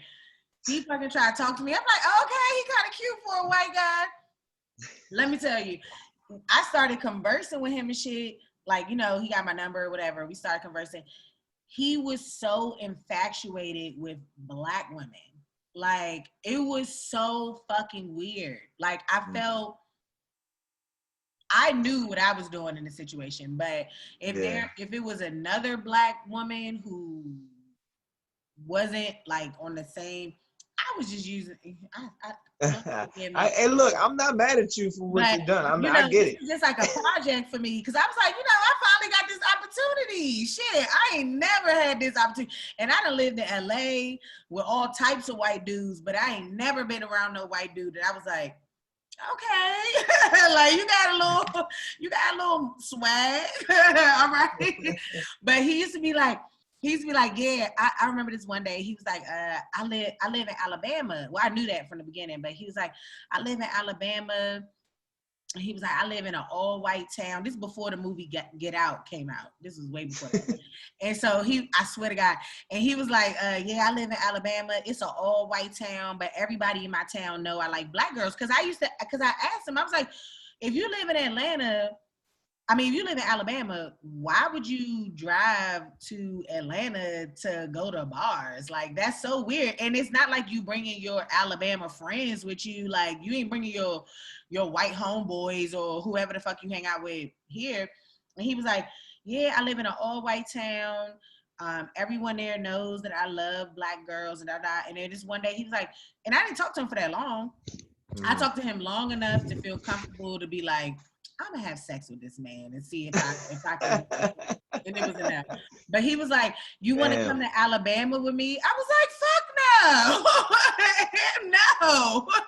First of all, I'm not leaving Atlanta because once you leave Atlanta, motherfucker, you in Georgia. You're not, in Georgia. Like, Right. it's no longer Atlanta, and Atlanta's not big. So you leave Atlanta, you leave Atlanta, you go to Marietta. You still see some black folks. You may go to, what that shit called? McDowell, whatever the fuck that shit. I only lived there for 2 years, but outside of Atlanta, there are a couple of, like little counties or whatever that got a sprinkle of black people or whatever. Mm-hmm. I'm not leaving here. So if I leave here, I'm going back home. Like, I'm going back up north. No. And yeah, and then the movie Get Out came, and I was like, God, like, that's what I'm saying. Like, God and the ancestors, they be having my back. Like, they give me wisdom that I didn't even know that I was supposed to have. Because imagine me going to this all-white town in Alabama. Boy, fuck out of here. You like, never. Like, never at all. But yeah, that was it. I had sex with him, and then I blocked him on everything. Instagram. Damn. I only had him on Instagram. So Instagram, his number, child. Shout out to you, white boy. I can't even remember your name. He was just a goddamn experience. And after that, I was like, Jesus, I feel like a slave. Oh Lord. No, you were the master at that point. Yeah, basically. But damn, that's wild. Have you ever had sex with a white girl? Nah. I remember this girl I had a crush on back in middle school. Her name was Kimberly. But she was just a cool white girl. But nah, I ain't never had sex with no What white middle school girl. you went to? Winter Park Middle too. But your sister, I swear to God, we either went to Kingsford together or Kettering. Yeah, that's probably both. Well, she didn't go to Winter Park Middle. She went to Winter Park High. But middle school wise, I mean, I went to Winter Park Middle. But did she go? I think she was at Your sister Kettering or whatever. Did she go to Kettering? Yeah, she went to Kettering, Kingsford. Yeah, like that's what I was about to say. Like I remember I grew up with her. Like, I go way back like that? Yes. Damn. Okay. I talk to her sometimes to this day. Like, she So doing have you came to one of our parties? She got her business. I talked to her on there. I told her I was gonna make an appointment. Everything. I've been told her I was gonna make an appointment. I should have been did it. But yeah, we go back like so I was born in Greece. And so then I moved to America. My parents moved to America, back to America. And then we lived like in the Hyattsville area for a little while. It seems like that's where all the fucking foreigners go when they first come back to America. So we went to Hyattsville. We lived in that area for a little while, and then I went to Kingsford. I met her there. Like I know I met her Wow. before, and then we went to Catarain. Yeah, Okay. like I've been knowing Zulika for a long time. Like, yes, we grew up together, like the real kind. Have you ever been to one of our parties? That's what I was going to say. So I went to one of y'all parties one time, and I got in trouble with my mom because I can't remember what I was doing there. That's what I was going to say this earlier, in the conversation. Yeah, I'm gonna ask her. I'm gonna ask your sister because she might remember a little bit more than me. But yeah, I went to one of y'all parties definitely, and I got in trouble with my mother for something that not for being at the party, but it was something I was doing at the party that I got in trouble. But yeah, I went to one. I can't wait to find out what it is. Oh no, I was a good girl though. I was a good girl. Okay. Yeah, no. I was a good girl. My father. We talked about my father a little bit during this conversation. I would never, especially at that time, I would never do anything to make my father upset with me because my dad, he trusted me so much. So I don't know if he'd like your last story you just told us. listen, and he gonna watch this because I'm gonna send it to him, and he watch everything I do anyway. He my number one supporter, That's what's up. Shout and out he to gonna him, be man. like, "The fuck." I'm gonna be like, Dad, you shut the fuck up. Because there's one thing I know about my dad, and I'm happy that we talking about this because he gonna see this part too. He done slept with a white girl before. Oh, okay. I was like, I know he didn't have some white He done pussy. slept with a white girl before. So yeah, he just going, learn this about his daughter, and that's fine. He know I'm on the right side of the tracks. Well, I love that. I love that I about avoid y'all. the third line in the train tracks. I love that about y'all. Yeah, that sounds like a really close relationship. Like a lot of parents aren't that close. I mean, as far as what I see in my life, I don't see that type of. Well, I mean, I guess I'm seeing it more and more, but it's just good to see more and more. Yeah, it's Yeah. you know what, and it's pros and cons, right? Mm-hmm. So people, when I was growing up, so we grew up in Walkins Park, right? Okay. So anyone who's from DMV, Walkins Park, Largo, Maryland, like that, Upper Marlboro, before Upper Marlboro got pushed out and stuff like that, further, towards Brandywine and Waldorf and all that, so I grew up in Walkins Park, and my parents, they came from like absolutely nothing, and they gave us the suburban life that they always wanted, and I'm really appreciative of that. And I say that to say that my house was the house that everyone came to, because my father used to be on the type of tip of, especially when we were younger, and I'm older than my brother, like I said, 3 years older than him. So my father used to be on the tip of, you can't go over there, but they could come over here. Like, you can't go to your friend's house because I don't know what they folks got going on, but they can come over here. And so we had the basketball court outside the house. We had the playroom with all the games. We was playing Perfect Dog. We playing Madden and all the 007s and all that. Hey. We was, that was the type of house that we lived, that my parents raised us in. And my father, he didn't have a dad, growing up. So I think that his main thing in life was, if he's not going to get anything else right, he's going to get being a father right. So I think that was like I know it because he's told me so many times. So I know that was like his priority, to be a great father. And so I think he tried his best. And so, yeah, we have like a really, really close relationship. We're super close. So, yeah, he's my brother is my spade. So I call my brother my spade. And normally in a deck of cards, it's 4 spades. You got the ace, you got the, as a matter of fact, it's 6. So it's 6 spades, but I only need 1. So that's my brother. My brother is my spade. And my father, he is just like the quote unquote of everything. But like I said, you can't have everything, so what's funny is I'm not that close to my mom. So it's like that balance type of thing, so some people, some women that I talk to, a lot of women I talk to, they're really close to their mom, and I don't really share, you know, that experience. But I share a different experience. I'm super close to my dad. Like, my dad comes over all the time. He calls me like, Trinice, I got some crabs. I'm like, bet. I'm coming over. Or like, oh, I just left the gym. You know, I'm about to pull up at your place and see what's up with you. Like, that's just how we are. So I'm really blessed for that. A lot of people don't have that. So it's cool. For sure. I mean, yeah. And I hate to just give credit to the dads that stick around.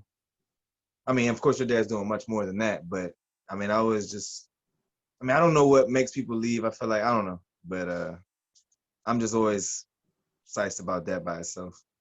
There are a lot of Black men who are in their children's lives.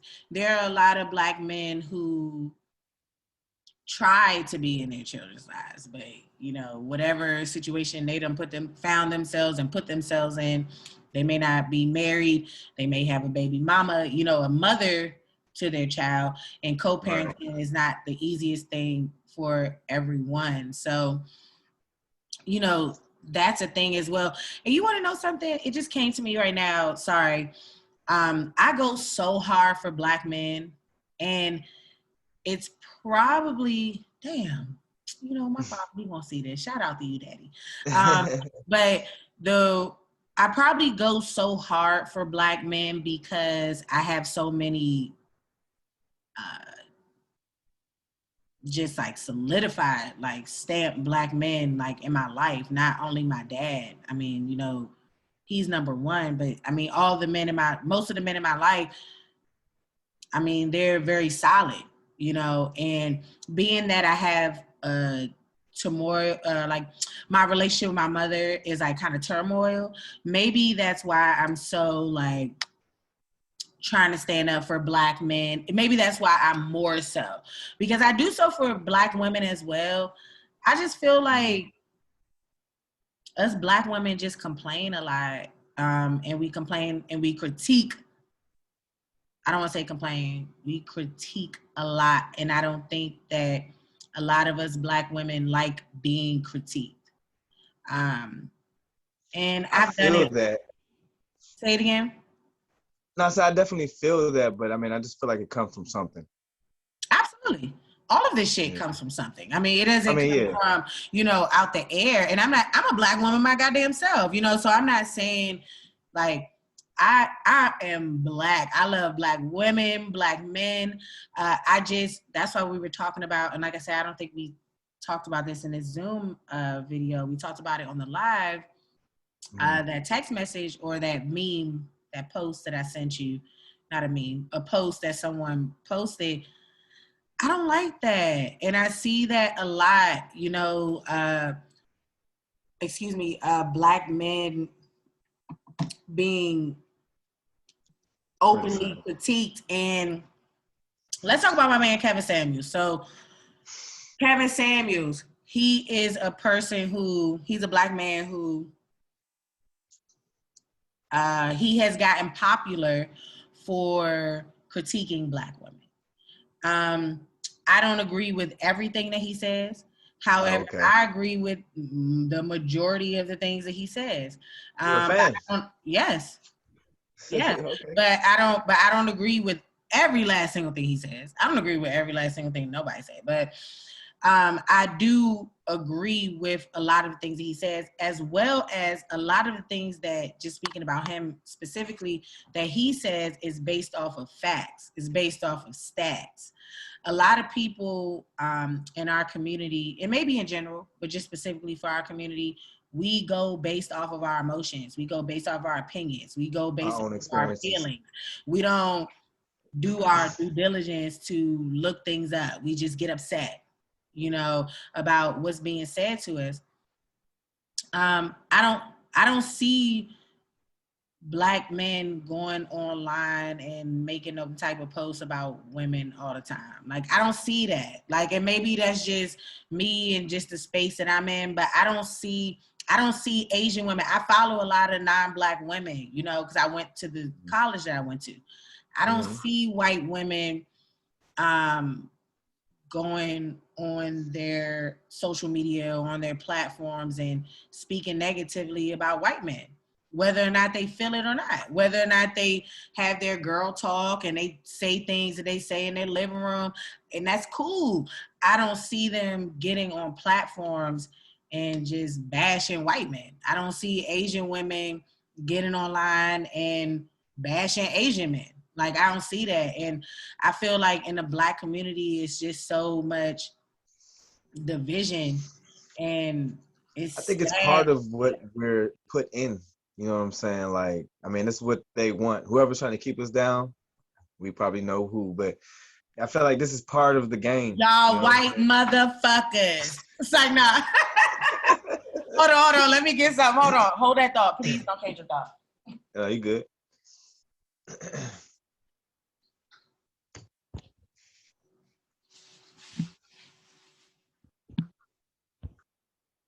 Go ahead.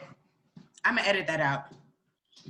You good? But yeah, damn, I kind of lost the thought. But You said that you feel like, hold on, let me pee. I know where your thought was. I'm gonna remind you. it's all good.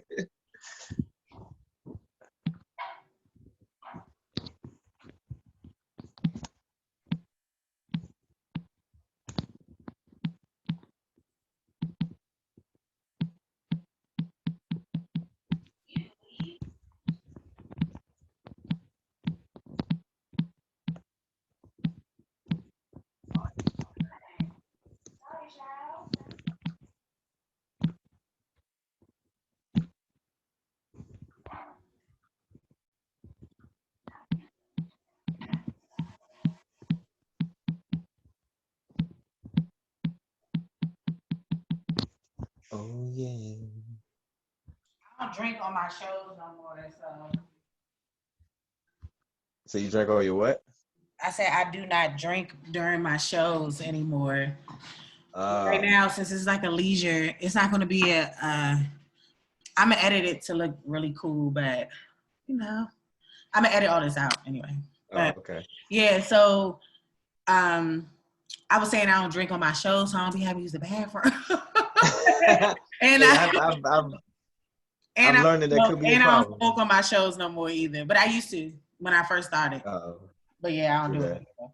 But yeah, you were saying that you were saying that, like that type of stuff. Like, I feel like it's a result of what the powers that be, whoever the powers may be, are kind of putting. Like, you never know. Some people like that could just be paid off. I think like shit like that. But I think it's a result of folks slavery. Just wanting, like war with each other. I agree with you. As far, first of all, them folks ain't being paid. Some of them are being paid to say that, and that's still a part of slavery. And even like, all right, so even though Black history doesn't start at slavery, just talking about like American Black history, it starts at slavery.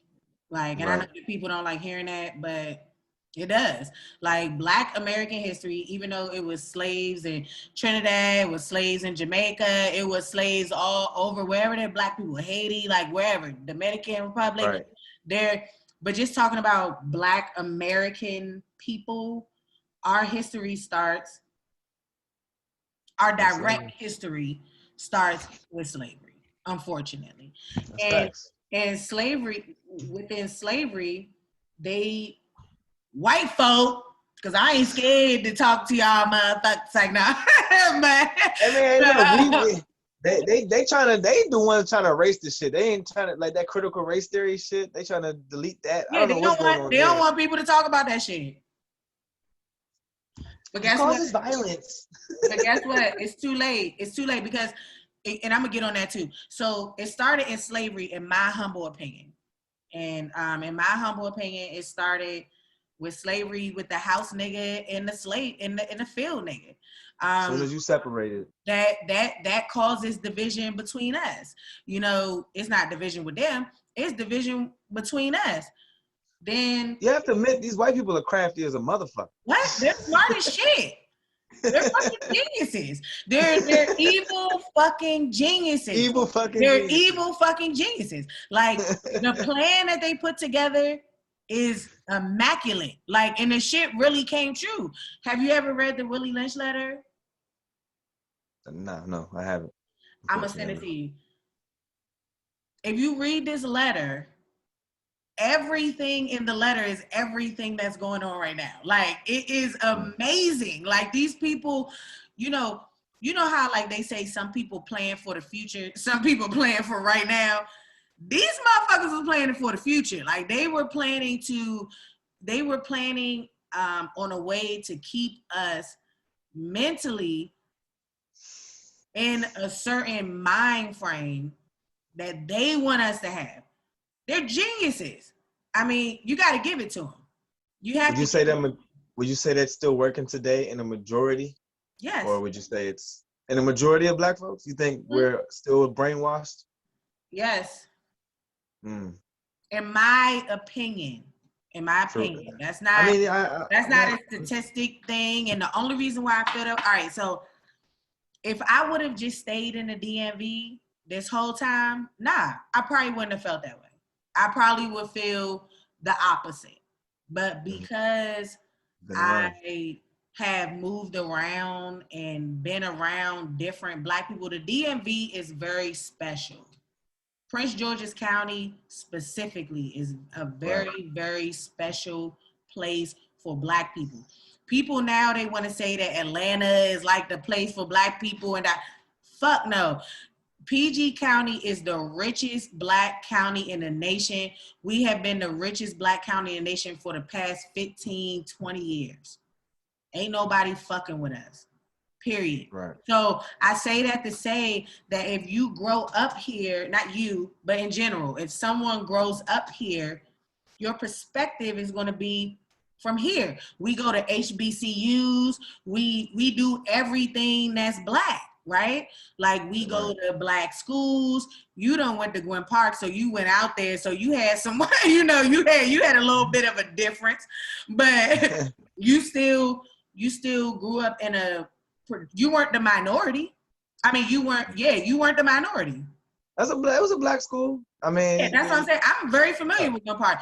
I mean, it's not, you weren't the minority though. Like, you weren't the only black kid. You weren't 1 out of 10 black kids at your school, Right. So when you go to different places in America and you see how these black people are being raised and what they're going through, then, I mean, it's just not the same. It's not as many black people, I can't imagine how it is in North Dakota. What? Imagine how it is in Georgia. Like, let's talk about Georgia, where Atlanta is. Like, it's not the fucking same. Like, I didn't go to school with white kids. I didn't go to school. I was the majority. I never felt like a minority until I moved to Los Angeles and when I went to college.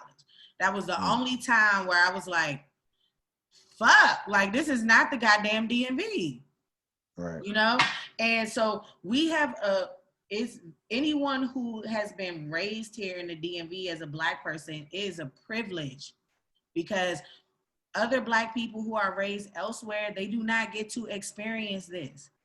They do not get to experience this on an everyday basis. And I think it's pros and cons to that as well. But the thing that what I'm saying is, the majority of black people, the majority of people, period, are being influenced by the media. And at this age, we not only have the media, we got social media, we got the media, we got reality TV, we got all this type of stuff going on.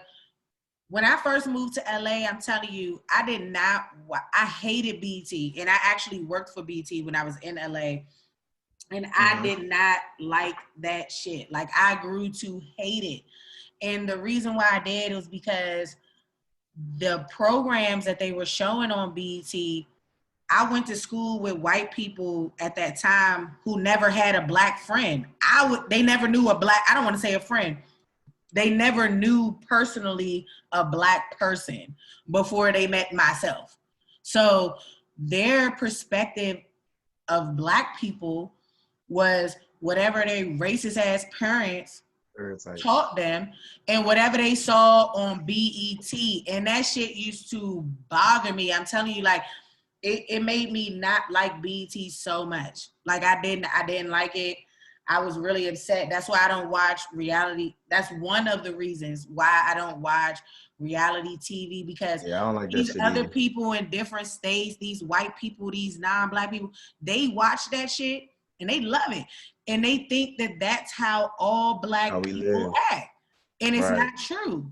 You know, so I don't think that right now I'm seeing a lot of division between black men and black women, no matter where it's at. Even here in the DMV, I would say here in the DMV, of course, it's more unity between black people because of the atmosphere and where we are. But if you just go on social media and read the comments and you click on the people pages, they black people that live in Oklahoma, they live in Arizona, they live wherever the fuck they live at. And they're spewing very negative things specifically about black men. And I really feel like, I'm about to show you something I sent my father this morning. I really feel like the world in general, I feel like it's an attack on black masculinity. That's just how I feel. And I feel like black women, the world, even though the world doesn't protect black women,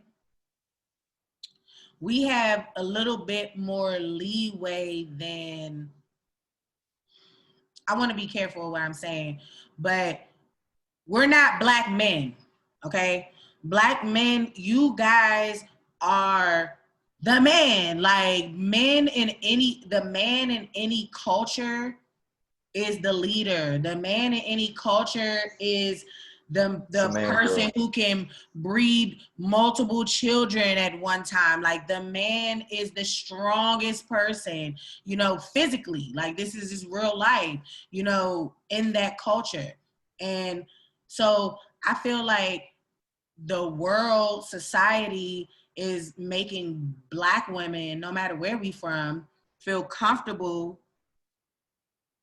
disrespecting, downplaying publicly black men. And as I said, I personally have never seen, I don't see it. I don't see TMZ posting a white woman talking shit about white men in general. I don't see that. I don't see them posting an Asian woman talking shit about Asian men in general. But you see black women openly, it don't even gotta be on a big ass platform like that. You see black women all the time, very, very frequently. And these my sisters, these my Jones. Like, we are critiquing negatively about black men. Not only that, I feel like society they don't want y'all to be masculine. They don't want y'all to be masculine.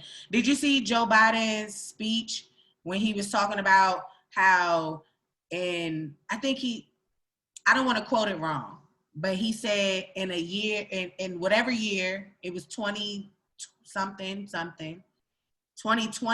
I'm pretty positive of it, but it was 20 something the year that white people are going to be extinct. Like, it's not going to be a lot of white people. Like, it's not going to be a lot of white people.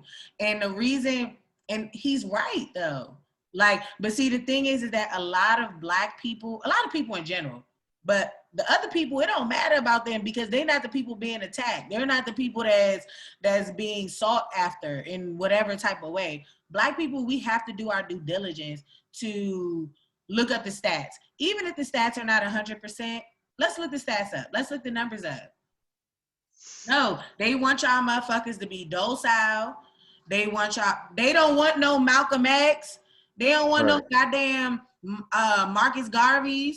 They don't want no Medgar Evers. They don't want none of that shit. I want to say, with the critique against black men, I almost feel like sometimes, or if we just maybe change our minds, like it could be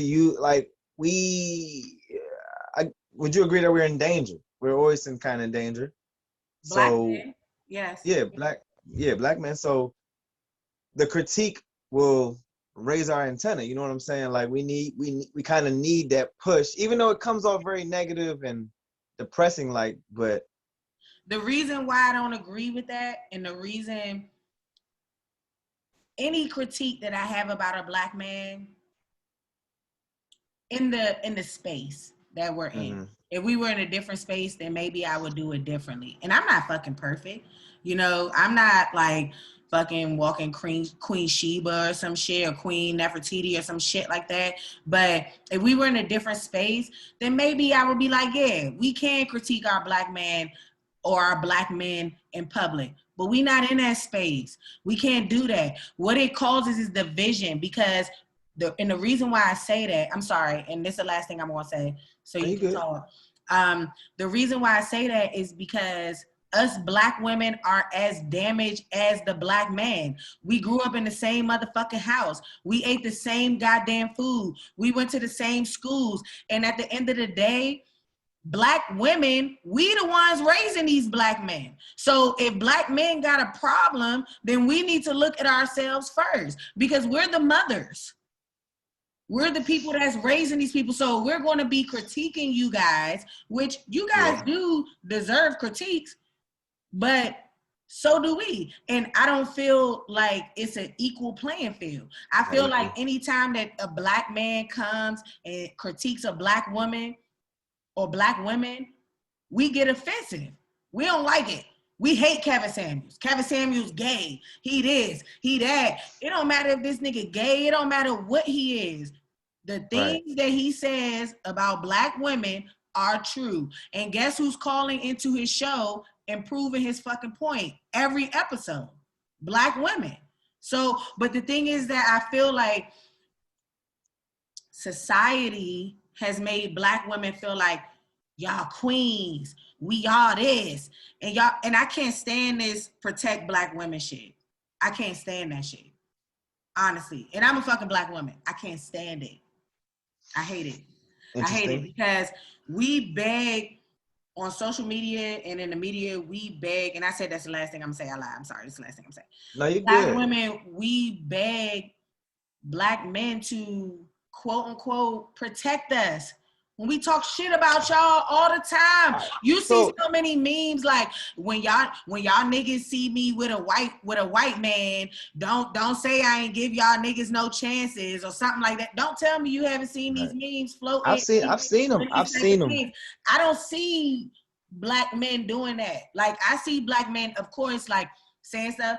Now it's the manosphere that's on that's a part of Kevin Samuels, MTR. It's a whole bunch of guys like that are in that field, and they're trying to make a space for how black men feel and how they feel about us. And it's not no shade. It's them telling us what we're doing that is they don't like, that y'all don't like, period. But we can't take it though. But we can get online to talk shit about y'all. Go ahead. In a way, I mean, I feel like there's a little bit of generalization going on. Like with the critique part, like I just feel like we need to we're right. We need to stop that negativity. We need to say things better. I'm one where communication is key, and we are built to fuck up community. Like I think it's part of the plan. Communication is fraught. Like it's not that easy for some reason when I think it's easy as fuck. You know what I'm saying? and we're not hearing each other well. And what's promoted is the negative shit. But in a way, all I'm saying is that critique comes from the urgency of the situation. Like we're in danger. I mean, things are better than what they were, but we're always in danger. And scared I people think it's worse. or hurt people are gonna come off in the worst way sometimes. Yeah, but it's just not acceptable. Like I said, like I agree. as a woman, for fuck that. I was going to say something about like how I feel like us women should be towards men or whatever, but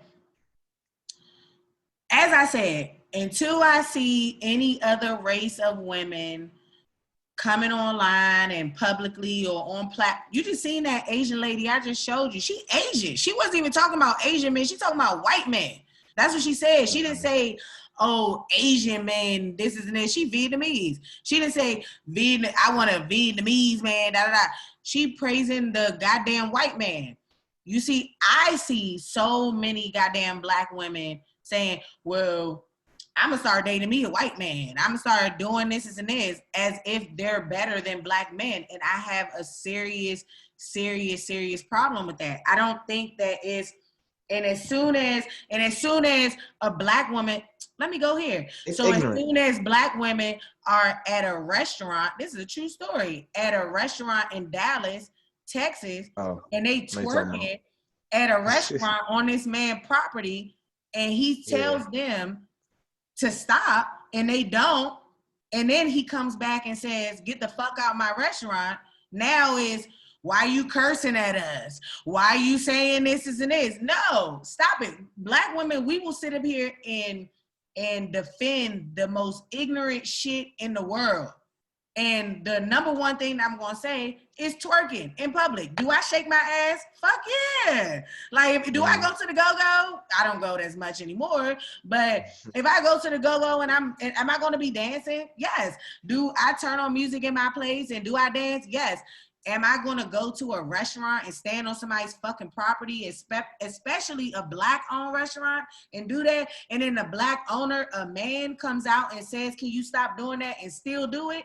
No, I'm not going to do that. I was not raised that way. I have disrespected black men. I have, absolutely, because that's how the fuck, I seen shit going. Like, shit, as strong and as masculine as my father is, I have seen my mother be so disrespectful. I have seen black women be so disrespectful to black men when I was growing up, as if they're not a fucking man. You know what I'm saying? And I feel like as a whole, if you sit down right now, you know what? I'm going to send you some shit too. I wish I would have sent you this before we had this conversation. I will send you interviews. I'd be so embarrassed. Oh my God. People be sending me stuff and I'd be like, oh my God. It be black women talking about black men and, I'm the prize. It's simple questions. Like, so what do you bring to the table? But I gotta bring nothing to the table. I want you, like, you have a positive outlook though. Like, I know you're not just seeing all these, because I don't feel right saying this, but it's a lot of idiots that are in front of the cameras these days are getting the promotion. So it's like, you can't, I try to follow the best on my social media to follow positive situations. And there's a lot of black women not like that. You know what I'm saying? Like you, they're like you. Of course. You know what I'm saying? It's like, but the ones they're not. And I can send you, it's this YouTube channel. It's called, I think that his channel is called It's Complicated. It's a white dude. It's not even a black man. It's a white guy. And he goes around, I don't know if he lives in LA, but I know he does a lot of it in LA, like on Hollywood Boulevard, like people walking down the street, and he'll ask all races, just certain questions. He asks women, a lot of women, he asks some men too, and he'll ask them questions.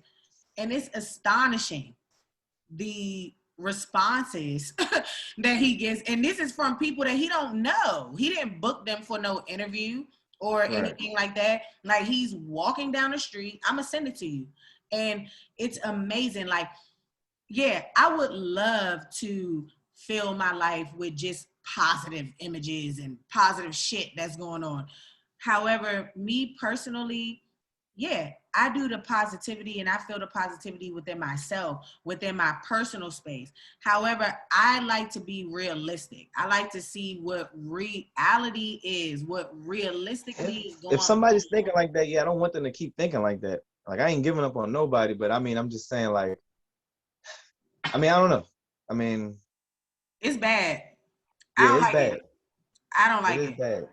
No, I don't like it at all. Like, But when I all hope is saw, not lost. That's what I'm saying. no, it's not. Yeah. It's scary though. Yeah, it's scary. It's For very sure. scary. We all went out and voted for Joe Biden and Kamala. This is scary. That's very scary. It was all a trap from Trump. They made us think Trump would come again. So that's why we did I that. didn't vote for them, but I'm saying like, so when I say us and when I say like black women, Yeah. yeah, I'm gonna put myself in there because I'm a black woman. I'm a black person too. So when I say us, I don't mean literally like I individually did these things. I didn't personally Right. vote for anyone because Right. there was no one. And again, a lot of people, period, but black people, we are not in the position to not do our due diligence. Black people are not in a position to not do our research. We're not in a position to do that. We the underdogs. We the underdogs. When you the underdog, you gotta do your fucking due diligence. You gotta watch the tapes. You gotta fucking, I'm saying watch the tapes like on some sports shit. Like you got, when you the Yeah. underdog, you gotta. We're the Washington football team out here, B. We the Bears, nigga. We dying out here. No, but I think it's worse. Like I think it's worse for a number of reasons. I think that in certain ways, like it's gotten, better. And I'm not looking down not to talk to you. I'm getting ready to send you this page that I'm talking about. Do you watch Low key. FDR? Mediocre tutorial and reviews? You said NPR? MTR. No, I haven't. It's so dope. Like, so I have like, here you go, it's complicated. So I have gotten into like this crazy, like I have been like indulging myself in this manosphere because I want to know, I'm the opponent, right? Like I like men. So I want to know what the men thinking, that we doing wrong. So I can't really, Okay. Yeah, I'm back. We back now. I can't. So what I was saying is that I have like indulged in like just dove in, like the man perspective of how they feel about women. Like I could talk to women all day about, oh, this how you get a man, this how you keep a man, da da da. But who's the best person to listen to? Versus, other than the person that you trying to fucking conquer, or that you trying to get with. So right. That's why, and my dad watches all the shit too, so that helps. But that's why I like got into all this type of shit. I'm about to send you his page right now to your phone. I know you can't watch it now, but it's very interesting. And one thing that's really interesting about his the things that he does is, like I said, it's all racist. Some of the white women, I be on there like, what the fuck are y'all talking about? But as I said, they're not the underdogs. Like, we're the underdogs. So we have to act as such. We have no fucking leaders right now. Who are leaders? Dr. Umar and Tariq and Nasheed? Like, they're leaders out there. Them guys, but they're trash. Like they're leaders. I don't even think about them, but I can't think of anybody right off the top of my head. But there's people out there doing what they got to do. RZA, I think he says RZA, he's out there doing his thing. Okay. You know who he is, right? Oh, you talking about RZA from the Wu-Tang? I hate you. No. Hey, if he doing his thing. But he dope too. Make sure y'all watch Wu-Tang. Do you watch Wu-Tang on Hulu? I have not actually. Where are the sound effects? You putting sound effects right here. Wah, wah, wah. Boom, boom, ba-doom. How the freak? All right, so let me send you RZA page too. He's a black man in the community. He is a Muslim. All right, so do you watch Kwame Brown's channel? The former basketball player? Yeah. Yeah, well, no. I've seen that he's been on his shit though since he left the league, or he's been on this type of wave, which is nice to know. But I haven't really checked him out for myself. So what black shit you be watching? Come on, besides these shows. I mean, RZA was deleted from Instagram, but I'm gonna send you his website. But go ahead. I mean, I don't know. Like I've watched that. I used to watch some YouTube videos. Like, matter of fact, I still follow this dude called Red Pillar. He had a brother, Blue and Red Pill.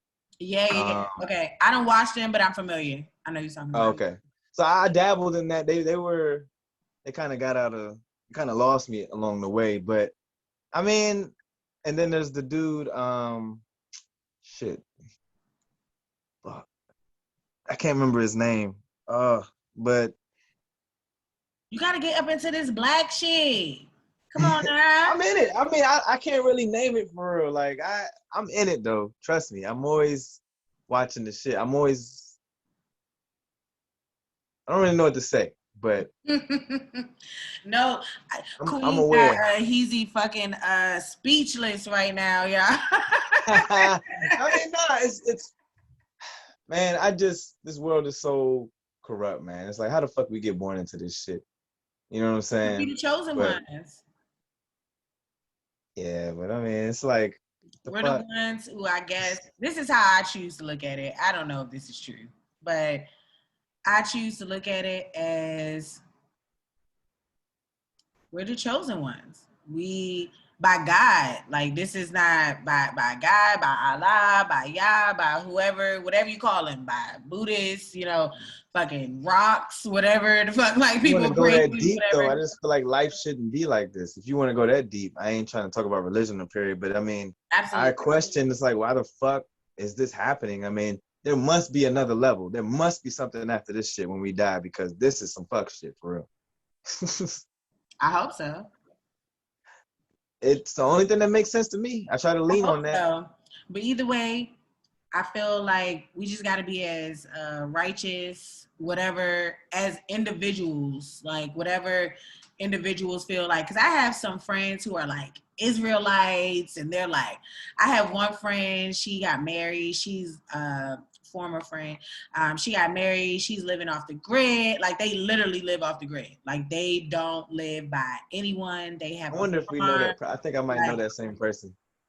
What's her name? Name start with an R? Raisa? Yeah. Her name is Deanna. Yeah. I know you're talking about. So she was my roommate in LA. Oh shit, okay. So we went to high school. No. You went to Roosevelt. Yeah, okay, yeah. I don't even know how I know her for real, but we know each other. Yeah. We were roommates at one point in time. She is one of the reasons why I even moved to LA, so yeah. I think she lives where my mom's from. She lives in Arizona. I thought she lived in, like, wasn't it the Caribbean at one point? So she lived in South America for like 2 months. Suriname. And yeah, so then Yeah. And then so she came back, and that's when she got married. And shout out to Deanna. Shout out to her. Love you, baby. So she lived in South. She tried to get me on some woke shit too back in the day too. When? Because I be looking at her shit like, when did this happen? No, but I'm so happy. I'm so happy for her. Like, I've been knowing her for a long time, like since we've been, fucking kids, wilding the fuck out, like I said, we were roommates at one point in time in LA for a long time.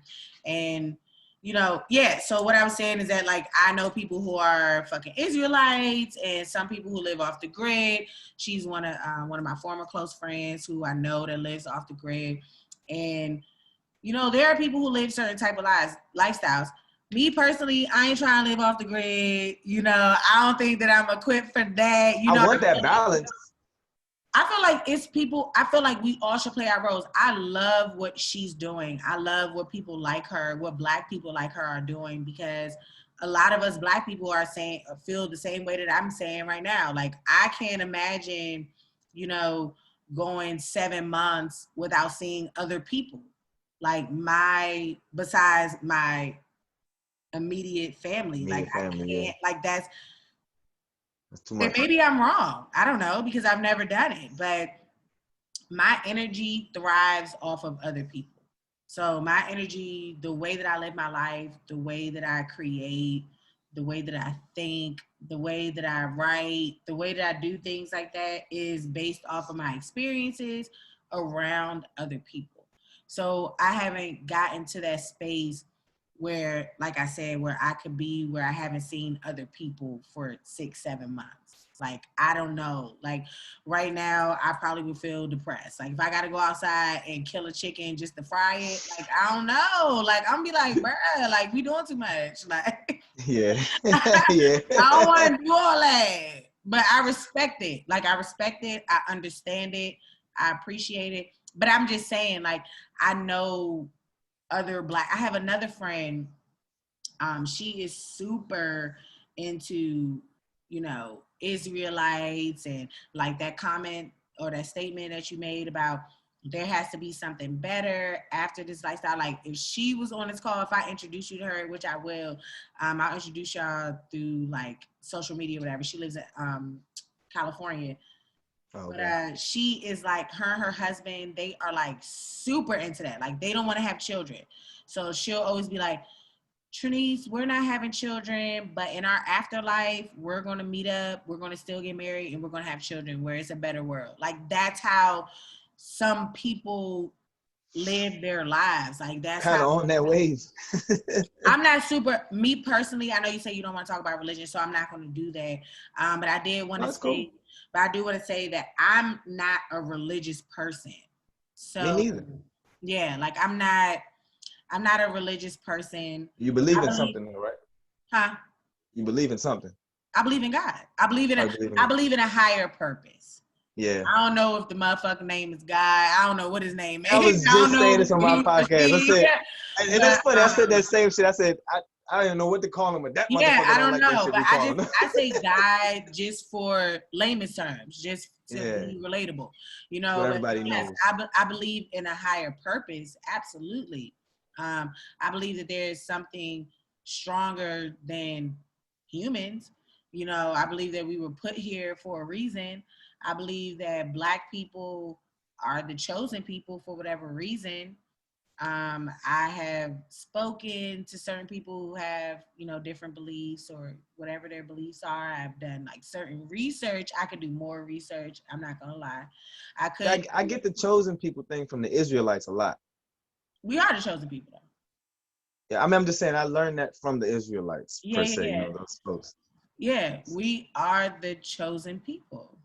We can, and that kind of goes back to, I don't even think we talked about it on a Zoom call. I'm sorry. Sorry, guys. We were having another conversation before on Instagram Live. We had a lot of technical difficulties. So we, relocated to Zoom. But in that conversation, we were talking about, sorry. Go ahead, talk. I just lost my train of thought. Oh, shit. I was following you. But,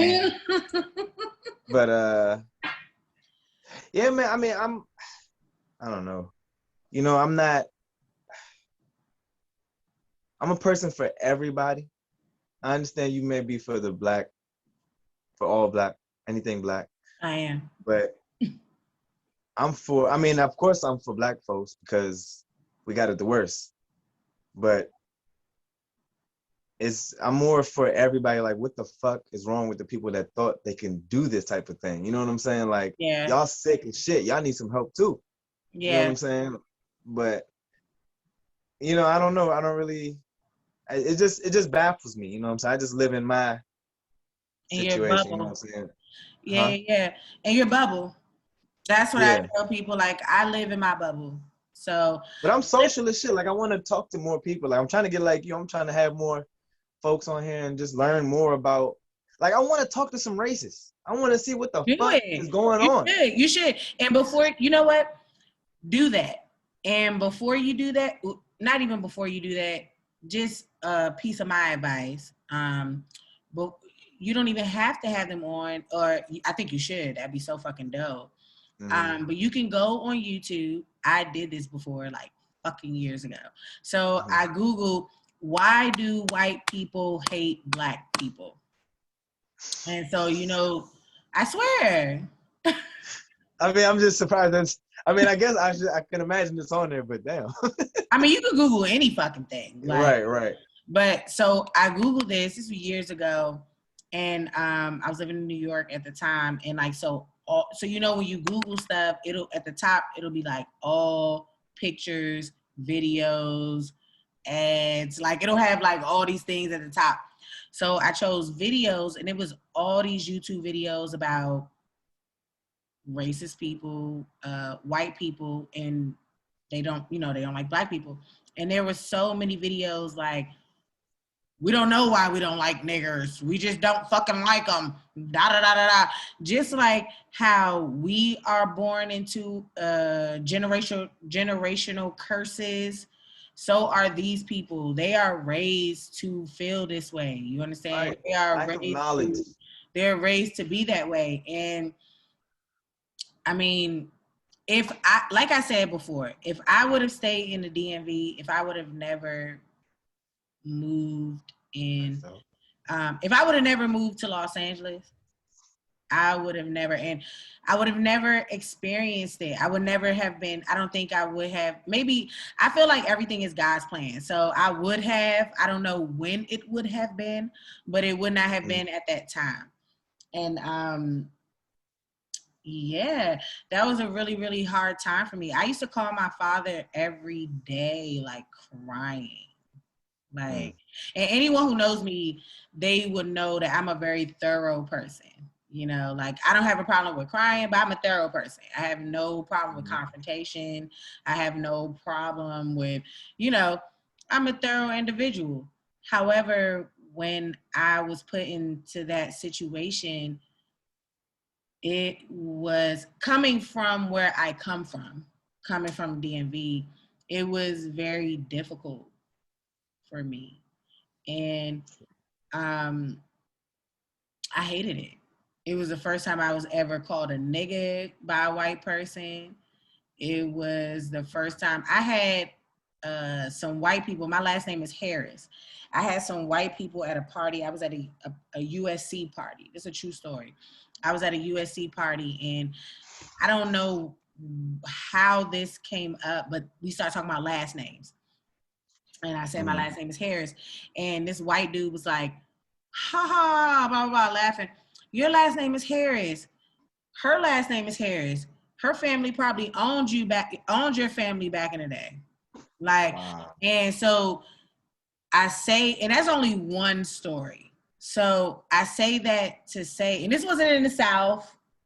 I wasn't in Alabama or North Carolina or in the sticks in Georgia. Like I was in Los Angeles, California. I was in downtown Los Angeles, California.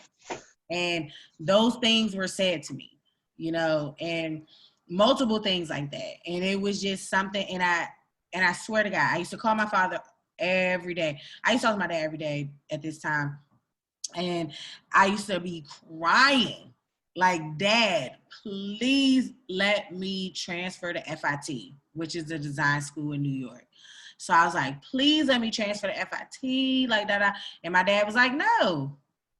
He was like, you're going to have to figure out how to deal with this because this is the real world.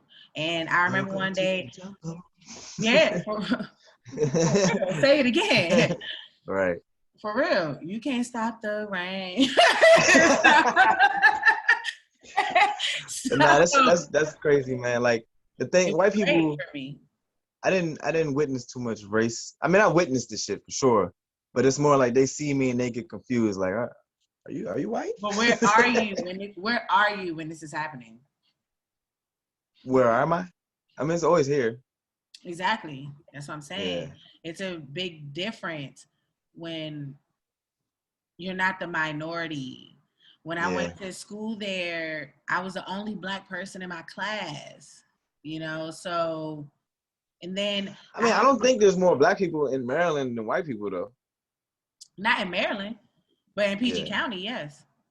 But not Okay. in Okay. Maryland. Yeah. Yeah, but Yeah. not Yeah. in Maryland. I mean, you got Eastern Shore, you Right. got Right. Right. Mo County. I mean, I don't even want to count Mo County, but you got Eastern Shore, you got, I think they got a Hollywood, Maryland. They got parts of They do. Maryland I ain't never fucking been to, You got a So California, Maryland.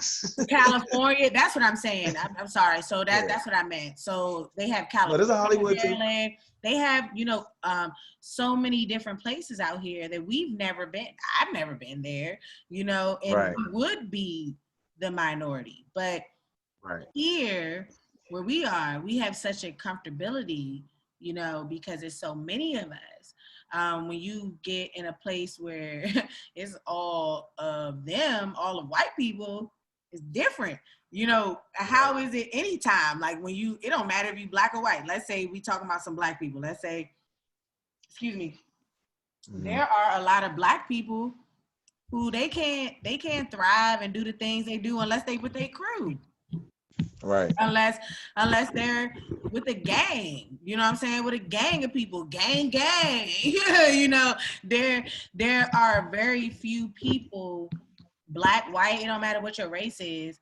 There are very few people who got you. There are very few people who can be a one-man army or one-woman army. So when you are that minority, it changes. I used to call my friends back at home and I would tell them, back at home being the DMV, I would tell them things that was going on in LA or experience I was having out there. And they would be like, bitch, I will fuck them up. Like, this isn't this. No, you wouldn't. Right. I'm probably the most thoroughest person in my group of people, and they know that. Like, when you are there and in that situation, especially when you first get there, it's a little difficult. You don't know I didn't know how to deal with it because I was coming from Norfolk State. I went to Norfolk State first. So HBCU. So I'm coming from Norfolk State to LA to this white ass school with all these rich people who like, what the fuck you doing here? Yeah. I didn't know Black people wore true religions. Black people are the number one consumers and everything. What do you mean? I didn't know white people were true religions. Like what? Damn. No, I really, really enjoyed this conversation. Like, for real. Like, we got to do this again. We got to figure out. Yeah. I got to get my Instagram shit figured out because obviously I done said some shit. They said you cannot go live. And even when I was going live on your page, when you accepted me on your page, they were like, I can't share it. So I can't share it to my live. Oh, wow. Yeah. Damn. It's a thin line, man. Because I don't know. I hope Instagram don't get too white on us. like y'all talking too much of that Black shit. I don't like it. Listen, Instagram could do whatever the fuck they want. I don't give a fuck. It's a lot of Black people right now who are building their own apps, which is really cool. I'm gonna send you this social media app that Soulja Boy actually just dropped. Oh shit. Okay. He did. So he just dropped the social media platform. I think it was yesterday that I saw it. Oh, okay. It makes me laugh just thinking about him because I don't know if you saw this Kanye shit with him and Kanye Soulja Boy shit. Of course. When he was on like, the no. You want to know something? Before we get off, Soulja Boy is very erratic, and he's great for entertainment. However, he's a person that's true to himself, and one thing that I respect about people, anybody, I don't care what yourself is, whatever you are, I so appreciate people who are true to themselves, because there's been a time where I haven't been true to myself. Like, not a lot of time, but there has been a time where I don't feel like I was being true to myself, and it gets difficult, and especially being in Hollywood and being in those type of spaces. Soulja Boy, he gonna be true to himself. He like a Floyd Mayweather. He own all his What shit. about Kanye though? You talking about niggas true to themselves? I feel like Kanye is. He's like, Who yeah, is Kanye? Who are you? Like, I would love, I've never interviewed Kanye, and I would love to talk to him, because I would ask him that. Like, who are you? Like, who are you though? Like, because it seems like you change with the seasons. Like, you change with the year, you change with the era. And that's fine, but who are you? Something about Soulja Boy that I like I said, he gonna be true to himself. He gonna be the same Soulja Boy. I mean, you see the growth, but he gonna be Soulja Boy. Like, and I respect that. I love that Breakfast Club interview. He was like, everything I drop is fire. Period. So, period. But I'm gonna let you go. Look, I enjoyed this too. I definitely want to have you on my podcast as well. Yes. This is not on my podcast. This is a collaboration. Okay. He's just bro. Yes, this is not on my podcast. This is a collaboration. This is on your. Okay, we need to have an official joint. I want to be a guest of yours, and I want you to be a guest of mine. So we got to make that happen. Let's do it. Set it up. I mean, it's already in the plan. It's already in the making. So set it up. We're gonna get up, and I'm gonna check out these videos you sent me. You best frazzle my mind and shit. Heavy. I appreciate you.